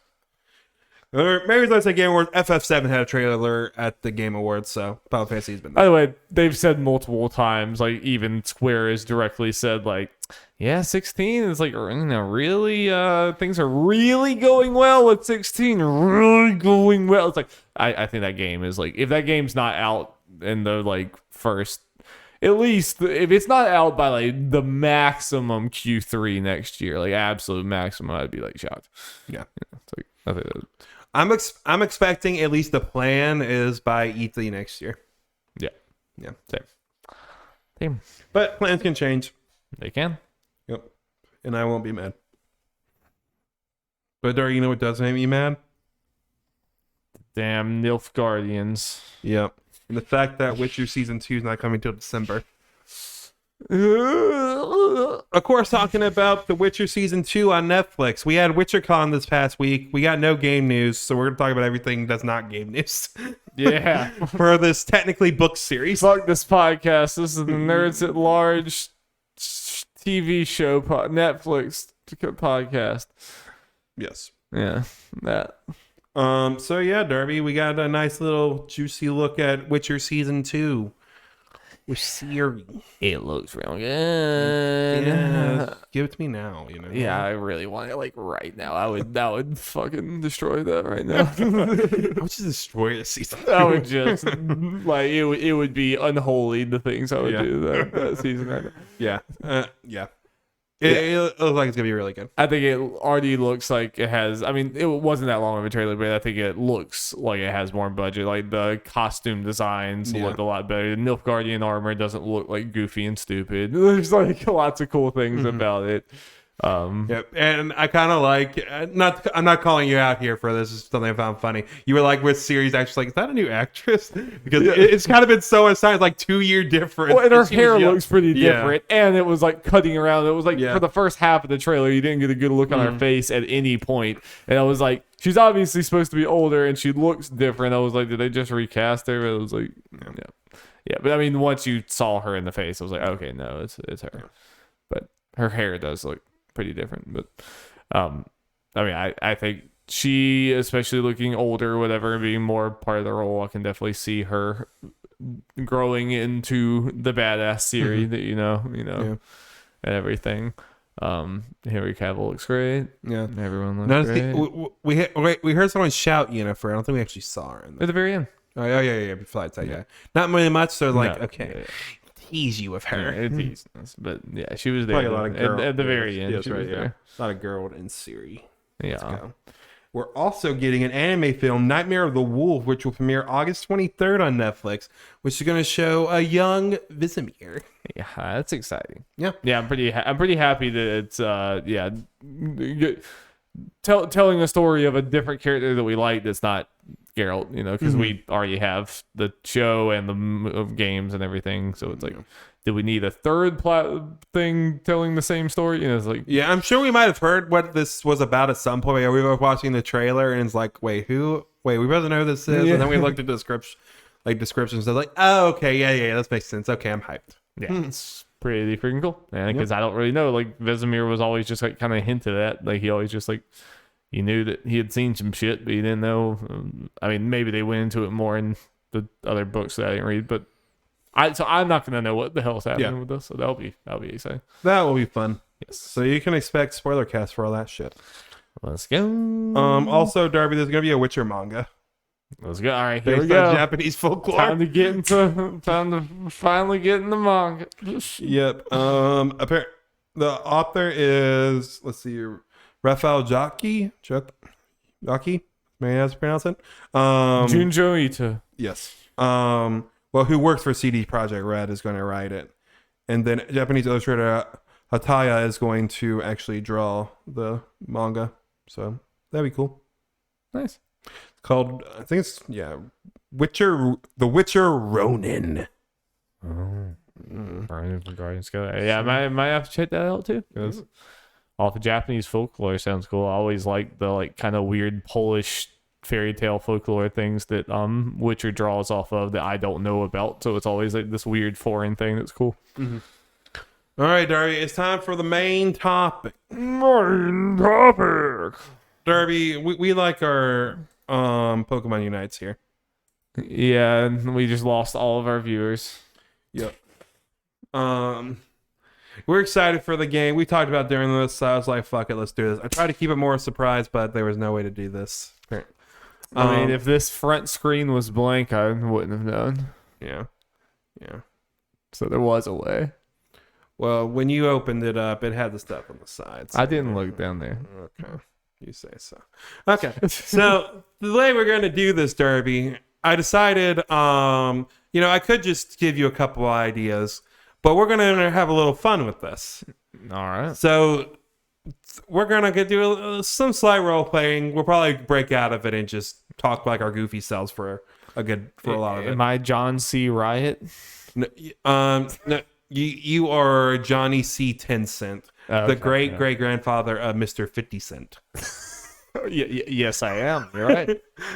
I'm going to bring you some ideas for some Pokemon Unite characters. It's about to come out. There's going to be post release content and characters. All right. I'm a busy man. This better be good. Yeah. So what I have done is there are, the 5 different roles that they have. I have come up with ideas for 3 for each role. Oh, okay. So I'm going to go through those, and what you're going to do, you can decide if you want to wait to the end, or you can do it after I talk about each Pokemon for each role. You're going to choose one to green light first for each role. All right. So, yeah. Okay. I mean, I made time out of my busy schedule of buying up companies to meet with you about these Pokemon. So let's hear what you got. Sure. Okay, let's see. I'm Jeff Mayo from 10 Cent. Please give me a raise. Hashtag give me a raise. Hashtag give this man a raise. Yep. We're going to start with the attackers. Mm-hmm. The first Pokemon I present to you is Chandelure. Oh. Yeah, and what I'm going to do for each of these things, I'm going to show you their, because in Pokemon Unite, they start out with their little forms and they evolve. I'll show you the Pokemon the forms that they will take throughout this. So adorable. Start the little Litwick or whatever, and then you evolve to the great mighty Chandelure. He is an attacker because he is just very powerful. You played the hit game Pokken. I did play the hit game Pokken. He was a powerhouse. He showed giant lasers and shit and all that. He did. You play you've seen the Pokemon games. He's a pretty powerful attacker. Mm-hmm. So as far as what I got here for my notes, I just really powerful using stuff like Shadow Ball and Fire Blast to deal lots of damage. Yeah, I see some range stuff for sure. Yes, shooting. It can go potentially pretty far, and then also to add in just a little more variety to Chandelure's moveset. Just moves like Will-O-Wisp, where it will have like a little area effect kind of thing, where the little wisp can just dance around them and damaging people around it and burning them. Of course, yes. Well, I mean, I think you know my biases around here. This is strong. I'll wait to hear other things out, but I mean, it's kind of we like Chandelure around here, around these parts. My next one I present to you is Decidueye. Also very strong. Yeah. Very strong. Obviously, with Rowlet, who is near and dear to my heart, and Dartrix, the little teenage. Yeah, I don't see him as that often. But. Honestly, for like, I'm sure if you thought about it, you would think it's the same. You probably you don't see the middle forms for starters too much. It's always the first. I hadn't seen the last. Chandelier one very much either, honestly. It like depending which Pokemon is, you might see them more, but especially for starters, the first and last are the ones you're gonna see the most. And even then, it'll be depending which for its one, it'll just be different. Like Rowlet's, marketed a lot more than Decidueye. Yeah, but Decidueye definitely range filth. Yes, obviously is going to primarily long range. Obviously, shoot a bunch of arrows. It can use some stuff similar to like Venusaur vines and stuff. It is known to use that. It can use moves such as Brave Bird because it was or at least once a flying type, but it is still an owl. To do like a Talonflame type move and just get up really close to deal some damage if it wants to, or go across the stage sun to maybe get closer to a goal. Okay, right. Yeah. I can see the high mobility. Yeah, and as far as one of its moves, it's going to use its signature move, Spirit Shackle, which in the game's lore, it shoots an arrow that kind of hits the shadow and leaves them locked in place, kind of freezes them. Okay, nice. Yeah. So it uses that and just kind of freezes the opponent temporarily. Absolutely. Yeah. To help, people deal some damage on them. Or sounds a lot like Ash. This means nothing to you from League of Legends. Yep. Do all that, and maybe can do some more flying stuff similar to Talonflame, depending on balancing and all that. Yeah. Maybe the ult lets him fly or something. All right, Darby, I don't think you know this Pokemon. I'm excited. Golisopod. Oh, shit. Look at that, man. He is a two-stage Pokemon. The Pokemon on his left is little form Wimpod, which likes to run away. Like, this does not look like Pokemon design to me. It's interesting. This looks like it's from some other kid's cartoon or something. Yeah. I think part of it might be like I can see how you said it's also the art. I think the art is different, like a different style. Yeah. For like the one I chose for this. But I debated how I was gonna do this as far as evolution. Do I just make Golisopod? It just starts out as that form and doesn't use his first form. But I was like, you know what? To help make me feel better about making maybe this guy a little overpowered in some ways. Yeah. Let's have him be Wimpard, where he is not that good. He is late game. Yes, you are like hoping to carry at the late game, or even like you technically level up pretty early or evolve early level wise, but it takes you a while to get there. Yeah, and you are like not very good before in the early. Simply terrible. Not useful as Wimpard, but very powerful with Blitzpod. One move that he has to have. He's not the only Pokemon that has it, but it is a move that I think a lot of people attribute to this Pokemon. It's like a signature move. It's called First Impression. Ooh. It is a move that can only be used once per life. But it is really powerful and can potentially almost one-shot some Pokemon. Okay. So what that move does in the games is it can only be used during the first turn of battle. Okay. But it hits really freaking hard. Is it just like a beam or something? Or is it I think it's just kind of because it's the Pokemon game, it's like sometimes animation it just kind of goes and just hits it really hard. Okay. But it's just like that like he has this one thing. Yes. So it's like well, and because of the way in the Pokemon games, like when it first comes out, odds are it's going to use that move. Yeah. But in Pokemon Unite, you may not know if he just got revived. Yeah. You don't know if he's used it yet. True. He walks up on you. It's like, you want to take that risk? Yeah. And also the fact is, like, if for some reason he uses another ability before First Impression, it's useless.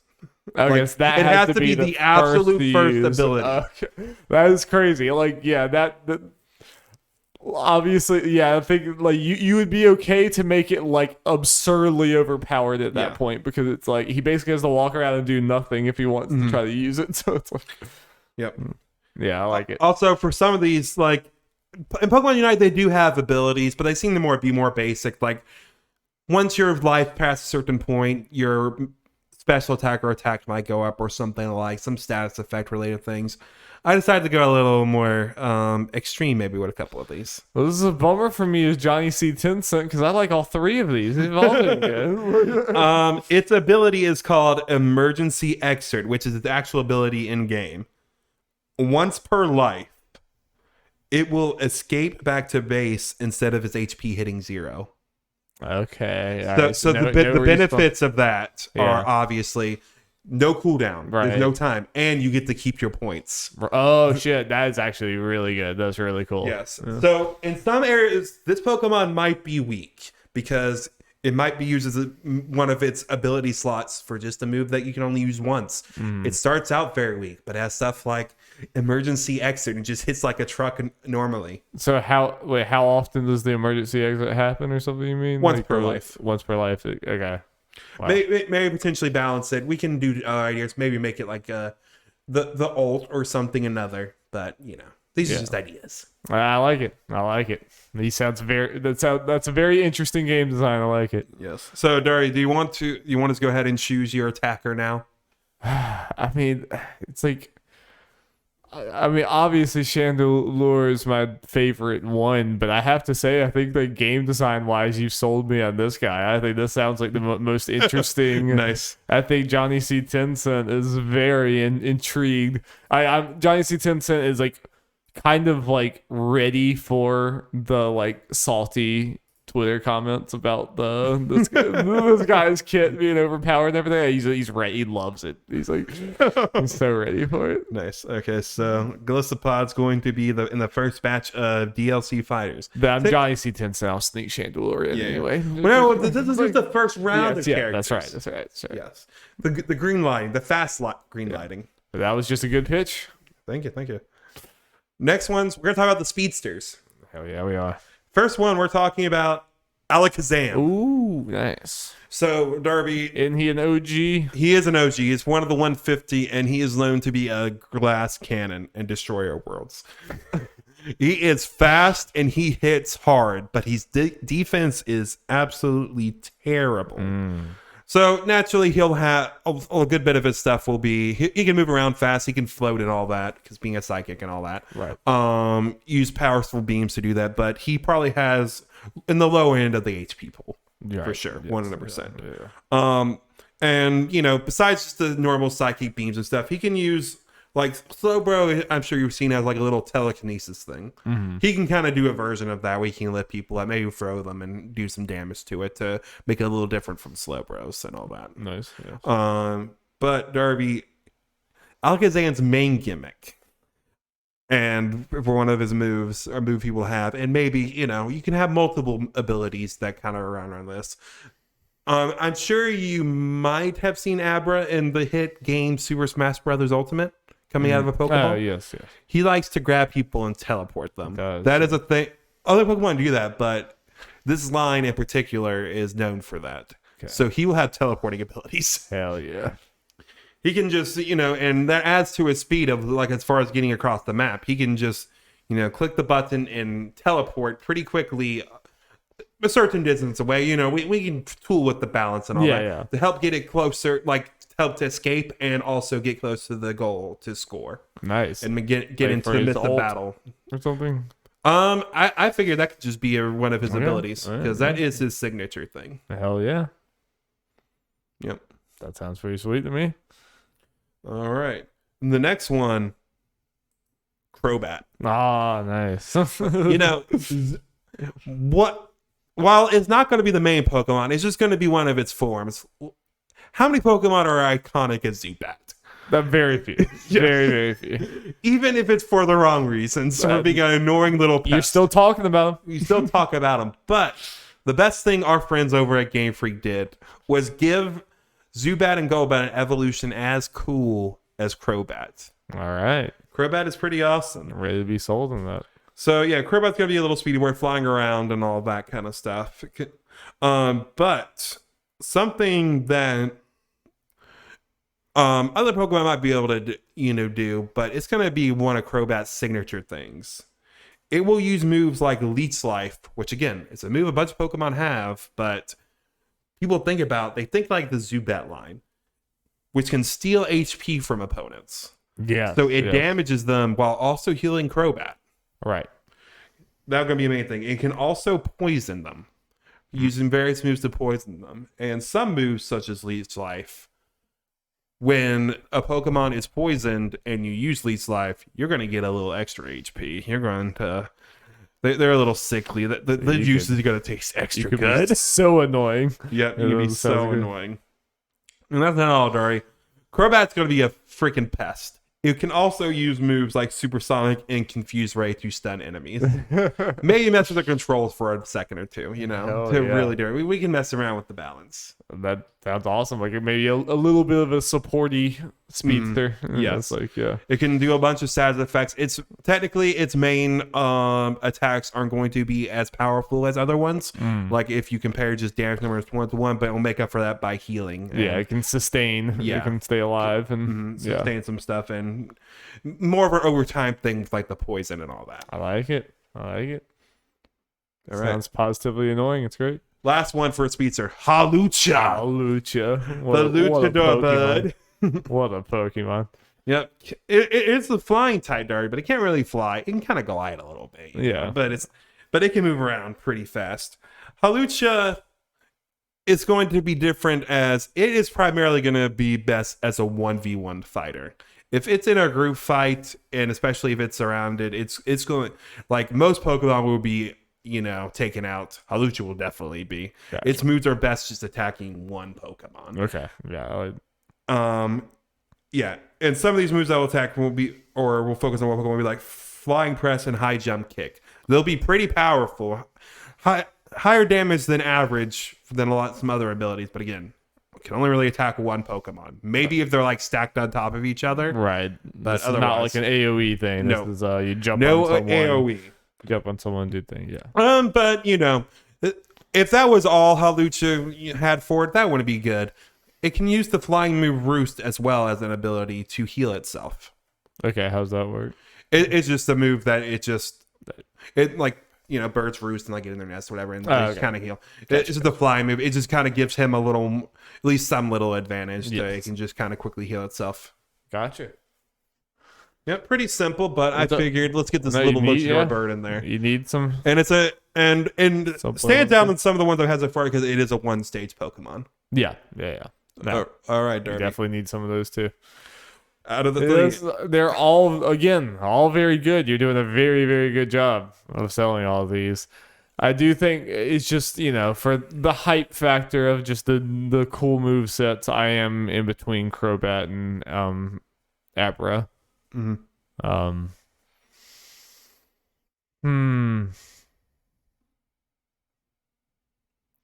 You know what? I think any good MOBA League rip-off game needs a little bit of annoyance. People need something to hate, Yeah. They need, like, when people are like, just like hating on like have a hate boner for a character. Yep. That's more money. I mean, that's something you're talking about. We need people to hate whenever they see a Zubat in any game. Yes, like keep that. Yeah, it's already been building for years. Yeah. It's been building years for this moment in Pokemon Unite. When you see one come up, and you're like, God damn. Yeah. So I think I'm gonna go with Crobat. Yep. And the fun thing is, so far, I meant to kind of maybe say this and I'll try to remember the future. I feel like maybe all the Pokemon I've named so far have a shot. Like some of them have definitely more shots. For sure, yeah. Yeah, Golisopod is the one I feel like is the less, but then again, we got like Cramorant and Crustle in here, so who knows? Anything can happen. Yeah, which is exciting about this. Yeah. Okay, Darren, I think we got a couple fun ones coming up. The all-rounders. Yeah. First one, Eevee. Okay, yep. Avi. This is going to be the most versatile character in this game. It's going to have the most options. People are not going to know what exactly this Pokemon is going to do. Right. In Pokemon Unite, once you reach certain levels, you got 2 moves you can choose from. But during those, Eevee's going to have all the moves that have the same amount of moves at a time. But during one of those times you can choose it, instead of 2 moves, it can choose from 3 moves. It's just going to have a bigger pool of moves to choose from than any other Pokemon. That's going to be what this Pokemon does. Okay. And I have some examples, and this is going to be a special Eevee because normally Eevees are pretty simple, just have normal attacks and just like that. This Eevee is going to be special where it can use moves from all of its evolutions. Okay. So I have a move from each of its evolutions. Nice. All right. From Flareon, it's Flamethrower. Just going to be simple, just a fire blast going forward to deal damage. The area effect, leave some burns, all that kind of stuff. Yeah. Surf from Vaporeon. You might have seen Pokemon like Slowbro use it. While it will damage people like in front of it, it will also move Eevee forward. Right. So it can be good for a transversal and also just dealing damage. Nice. Pushing forward. Ride the wave. Thunderbolt from Jolteon. It'll be kind of maybe similar to Flamethrower, but maybe more of an area effect surrounding it where Thunderbolts will come down and paralyze some enemies. Right. Makes sense. Synthesis from Leafeon. What this move does, it's as simple. It heals. Yeah. This is going to be a very universal Pokemon, so it allows you can build Eevee in many different ways. Yes. Yeah. Icy Wind, just kind of you see Ninetales, just goes a little forward, gives a little wind, some maybe some freezing, all that kind of fun stuff. Psychic from Espeon, which will kind of like with we talked about with Slowbro and like Alakazam, you just kind of lift people up and kind of throw them. Yeah, and maybe throw them onto other opponents as well. Very cool. Yeah, throw them or into your back line so that you can jump on them. From Umbreon, I had trouble because there's not a lot of there are moves that Umbreon has, the other ones don't. But I wanted to do one from its type, so I just went with Bite. Okay. But I think that's the nice little simple move, just a nice little forward. Yeah, and everything you've had so far has been like attacks outward, so that makes that's. Yeah. And finally, from Sylveon, I'm going to have Moonblast. This is one that's going to be... I don't have an order for these as far as levels, but Moonblast is going to be at the end, one of the last moves Eevee can learn. Because it does do damage. It is like a beam forward, and it also lowers the attack of any Pokemon it hits. That's... like the move does in the game. That's pretty interesting. Yes. You went all out with this, Jeff. Yeah. That's like, so you could have you could choose, like, do you want to get the heal or in the stun, or do you want to go all offense? These are the ideas, like if this Pokemon goes into production, we can kind of maybe look at different moves to have a little variety. That's cool. I mean, like, and again, League has a character that literally, like, the entire HUD changes for them, so like you can like change things around and real talk, as far as like legitimately, like I'll be surprised if Eevee in some form doesn't get in this game. I would too. Like I know it's a challenge, I'm sure, for how they're gonna do it, but you gotta do it anyway. Figure out some way, even if they gotta choose one of its forms. It probably won't be Espeon, and I'll be sad, but I think that like that's a decent possibility they'll do something like what you just said. Yeah. Be really cool. All right. And next one is Mimikyu. Oh my gosh. Just making it too hard. So honestly, for this Pokemon in particular, don't have much as far as general moveset. It's gonna do stuff like Shadow Sneak, where it can attack Pokemon from behind, Shadow Claw, just for a good like swipey move forward to maybe attack an enemy or two and stuff like that. But its main gimmick is going to be Disguise. Yes. Where it will be able to take a hit. It will take not just any hit. It will take an ability at the start of its life, and it will, flimmer useless or whatever. It will take no damage for the first ability. Right. And obviously, it will. Its other abilities will still be solid in its own right, but that will be its unique thing. And I don't have a name for this, but the ultimate can be it just gives it back as Disguise. Okay. Nice. So you can have two during one. Yeah, I mean, no, that's pretty damn strong, especially if you... So are you like, is that just something, just the first, that's just a passive thing that it gets from the beginning or whatever? That is specific ability. Yeah. Yeah, it's just a passive thing. And because I didn't really go all out as like riding Mimikyu's moves, because they're kind of more basic. Like, you can do the Shadow Ball and Shadow Claw and Shadow Sneak and all that kind of stuff, which I think makes sense for a good all-arounder Pokemon. Yeah. But its gimmick that makes it unique will be its Disguise. Yeah, and especially if someone does a big move on you or something. And maybe even we can, again, testing out with the balances and all that kind of stuff. Like maybe its ult can do something else, and some of its other abilities can give back disguise or something. But the cooldown may not be a little longer for those specific disguise moves. I like it. Yep. I like it. And again, I think Mimikyu has a pretty good chance of being in I the hope roster. so. Yeah, I think Mimikyu's I love pretty Mimikyu. cool. Yeah. And for the last all-arounder, I have Toxicroak. Nice. Little poison fighting frog. You might recognize it, the last one, Grogunk from Pokken. I definitely know that. I thought, isn't the one on the left like one of the assist things in Pokemon? Okay, yeah, that's right, because we haven't really played the Switch Pokemon that much. Yeah, It was an assist, but at some point during arcades or something, it was added as a playable character in Pokemon. Okay. So it is on the Switch version I have. Gotcha. But we'll have his evolution playable. It will start out as Grogunk, but then evolve into Toxicroak. While its main thing is going to be, we have Pokemon like Crobat that have moves that can poison it or whatever. For Toxicroak, about all of its moves, even his basic attack, has a chance of poison. Nice. To have that effect, even as just normal little jab things. Nice. We can play around with the percentages, see what works and stuff, but that'll be all that. And it will have some moves like Venoshock. I'm sure you remember it from Mr. Jimmy Buffett in our Pokemon Nuzlocke, which will deal extra damage if the Pokemon is poisoned when it hits it. Okay, sweet. Yeah, I like this. And this one has a good kind of like mix of attacks because it is a poison fighting one. It's not going to have like just kind of the normal beam attacks any at all. It's going to have either straight up like attacks like punching and stuff, or it's going to have this kind of area effect kind of things that don't necessarily do damage, but probably will poison the enemy. Okay. Like, it's like belch is a move it can use just. So he's about just doing a lot of abilities so that you get a poison off. You get poison and do that stuff, like, deal damage, and just kind of do more at a time. Yeah, I like the idea of like not as powerful moves, but you do a bunch of them. Eventually, you're gonna get a poison stack, and then start doing more damage. And it's I think that's really good. Yep. Yeah, you're doing a very good job of like thinking up cool move sets for these. I'd have to say. Thank you. So, which one are you gonna choose out of the all-arounder one? I'm gonna choose Eevee for sure. It's just like it's all out. I know that's the obvious one, but I will say these are all very, very good. Thank you. And I think Toxicroak was also very, very good. Thank you. All right, moving on to the defenders. First one, Fortress. Okay, it's the freaking Pinecone. I've definitely seen the one on the right. I don't know if I've seen. Yeah, the Pokemon on the left is literally called Pineco. That's his name.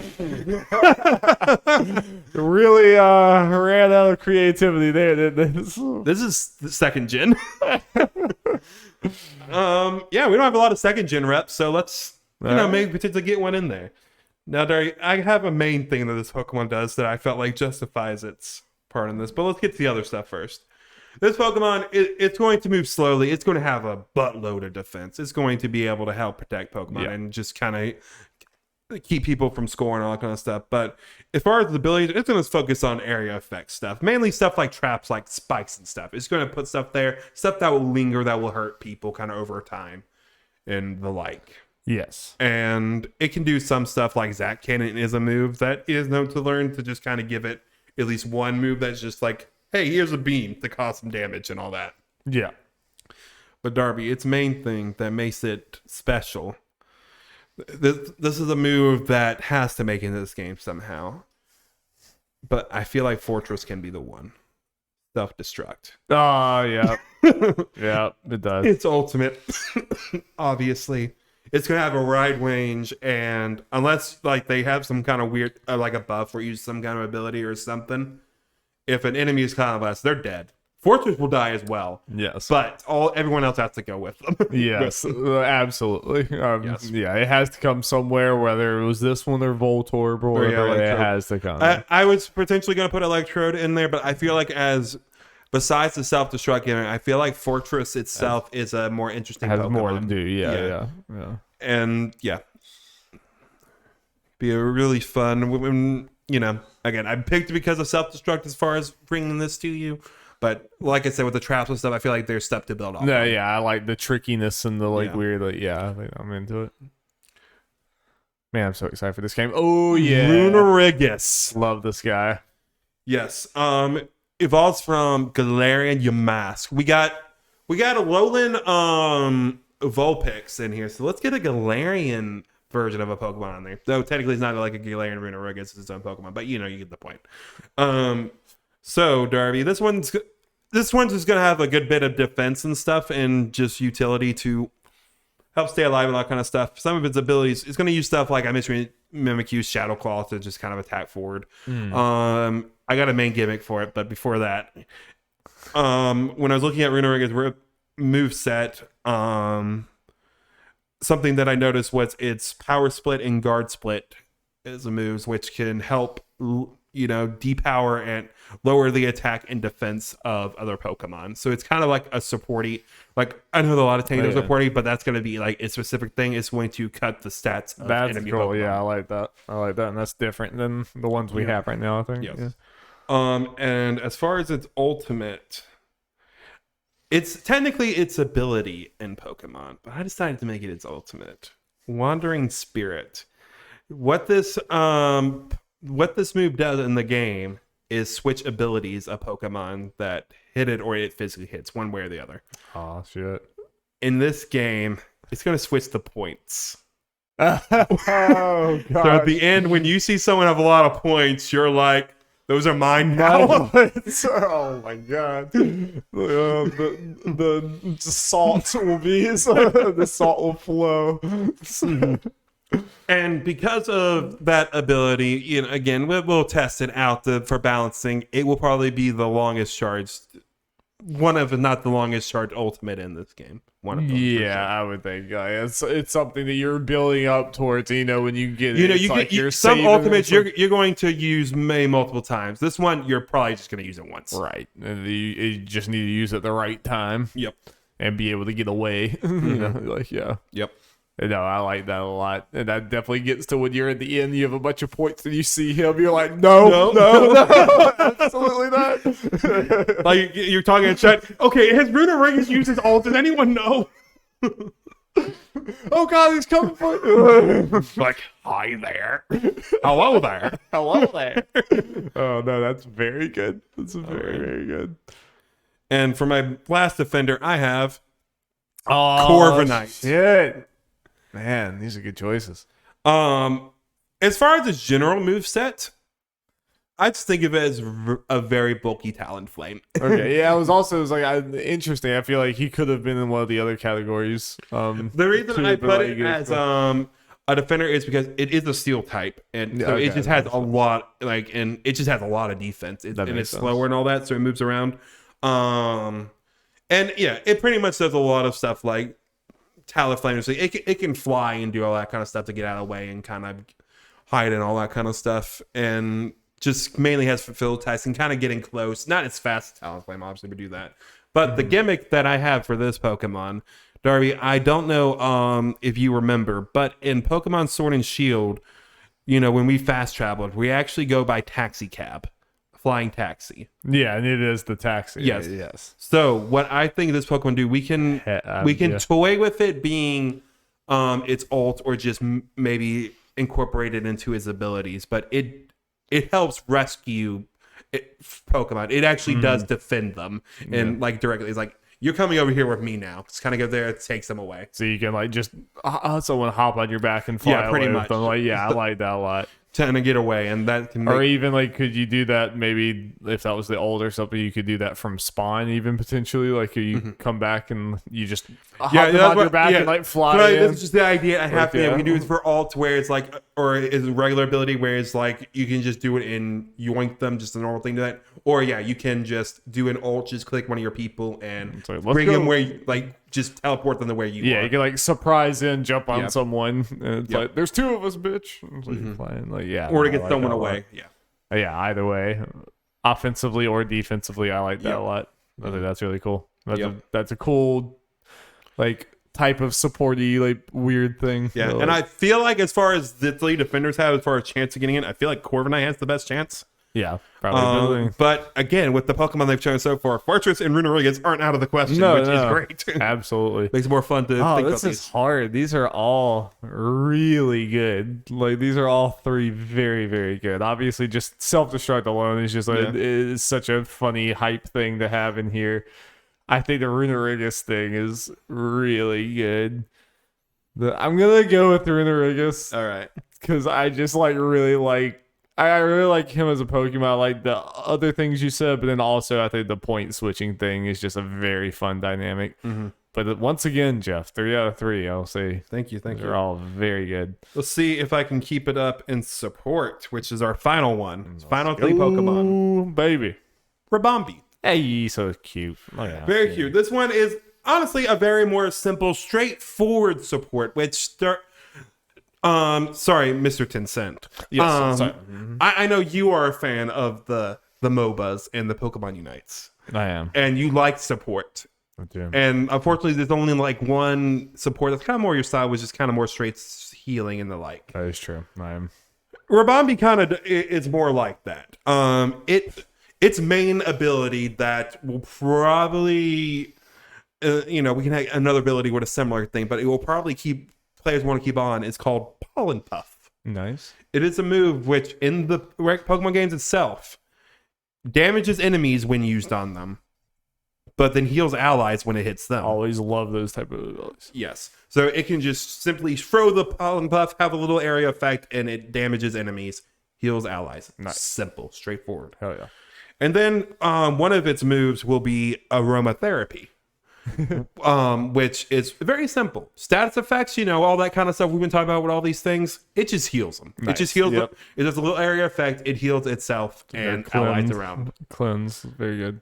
And again, the keyboard of simplicity. Its ultimate, I think, could be Quiver Dance, where it just basically raises all stats for allies within an area around it. Okay. That's gonna be the ultimate, so everyone gets like a pretty big buff, decent buff. Boom. Okay. It was in the middle of a team fight. It's just Yes. like, boom. It's like Quiver Dance. Yep, everyone's beefed up, and then you can coordinate with allies, and then they can use their ults. Yeah, I like it. It's simple healing, but there's definitely you have cool stuff in there. Like that, I like all the status effect of messing with stats that you're doing. It's nice. Rabombi's one I really want. I was one of and Gen 7 is one of my staples in my team. It was just so good. I love this Pokemon.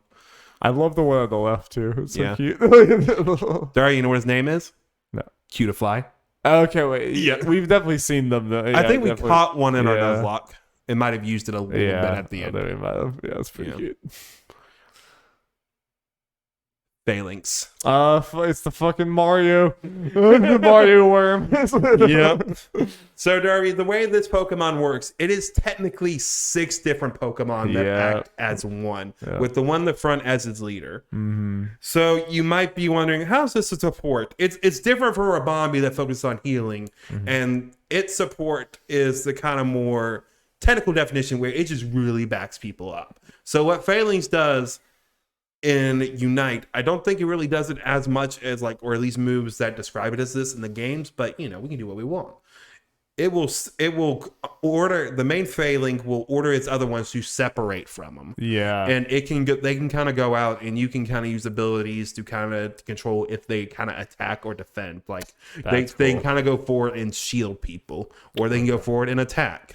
Nice. But there is a potential drawback to it. Because when you are separated, your HP gets cut.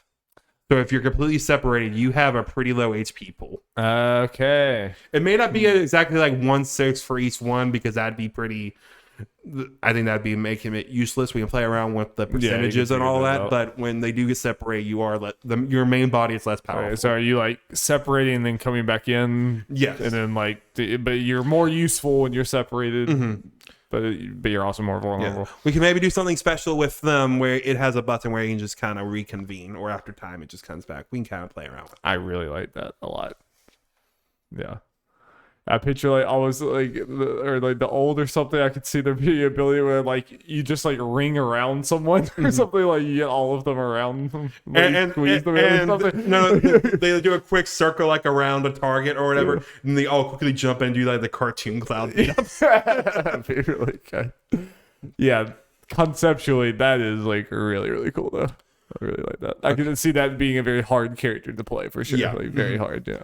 Definitely, like as far as these, the easiest one. I don't know what difficulty a lot of these would be. Yeah. Wabambi would probably be pretty simple, for example. This one would definitely be the highest difficulty. Definitely. Now, Darby, the last one. The last Pokemon of the night. Delibird.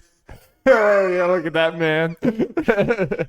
It is our own Pokemon Santa. So, before we get to the main gimmick, it's going to have some basic attack. It's a flying ice bird, an ice bird. So, it's going to use some flying attacks like Drill Peck or Icicle Spear to kind of give itself its own, stuff that it's going to happen. But that's not the main gimmick of this, Darby. Okay. Delibird on its own by level in the games, I think besides Drill Peck, can only learn one move. Okay. And that move is Present. And Present is random. It can heal you, it can damage you, it can damage the opponent, it can heal your opponent. There it is. And do a bunch of bullshit. There it is. So I think what Delibird could do is, because you got a bunch of abilities to fill. Like I said, we'll throw in some basic stuff to kind of make sure you can do this. But all of his other abilities are going to be present, but they're going to be presents that mess with the percentage. It's always going to be random, but for example, one present is going to be more likely to damage, Okay. or more likely to heal. He's doing that through abilities or something? Yes. Okay, so you're choosing which. So you can't you're saying I'm going to build a more supporty, but it's like just higher chance for. Okay. Holy shit.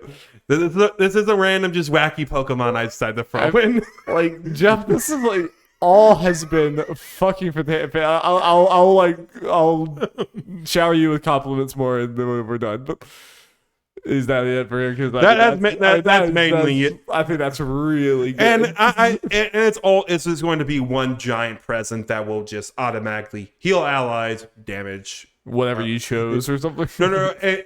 Since it's the ult, I'll just let choice be gone. It just lets out a giant present. It falls. Okay. Allies in the vicinity get healed. Enemies in the vicinity get damaged. Yeah. Holy shit, that's really good. And it kind of keeps the kind of like casual, wacky vibe of the game for sure. But like, oh my god, I think it's a competitive viable Pokemon, but it could make it more very interesting. fun. Yeah, you just run in, bam. It's like I don't know. It's got a present. Yeah. Also, I would like there to be like a small chance that it's like really powerful too. Yes, or something. of course. Like, yeah, of course. Yeah. Or just when it does hit, it's very powerful. It just might not. Oh yeah, and I want it. I just had a thought. What I want to happen with this is when you click the ability, you can double click it to make it automatically, but when you click it once, he just pulls the present out of the bag. You just see him walking around with a present. And it strikes fear in everyone's hearts. Oh my god, that's so good. And naturally, because this is all random, this random chance, and again, we can mess with abilities to see how it works, but there's a chance it can damage everyone or it can heal everyone as well. Yeah. Oh, it's so good. Enemy or foe. If you see someone on your team choose Delibird, it's like, oh god, here we go. Yep. Oh my god, Jeff. Well, all three of these are also fantastic. Jesus. Thank you. Rabombi is definitely like more like is my type of character or whatever, but I'm also just thinking about like what excites me the most. I think all three, I mean like the most unique moveset, like interesting moveset, they're all three great. Holy shit, it's hard. I love the Delibird present thing. It's so good. It's so good. And we talk about like hating a character. I don't know. I'm between that and I also think the Phalanx. Yeah, Phalanx splitting up and like controlling the different things is also like really good. Do you have a favorite between those two? I love random bullshit. We'll go with it. Delibird. Yeah, let's go. Yeah, we'll do it. We'll go with the random bullshit. All right, then. Mr. 10 Cent, what you have chosen as the first 5 post-launch characters in Pokemon Unite are the Attacker Golisopod, the Speedster Crobat, the all-rounder Eevee, the Defender Runerigus, and the Supporter Delibird. We'll have to run this by my son 50 Cent, nephew 50 Cent. Great, because the next one, your son is 20 Cent. Okay. I'll have to run it by all the cents, okay? Yeah. But see what they think. But I think you have a bright future at this company. Oh, wait, I forgot my last slide. All the raises. Yeah, I all got the money.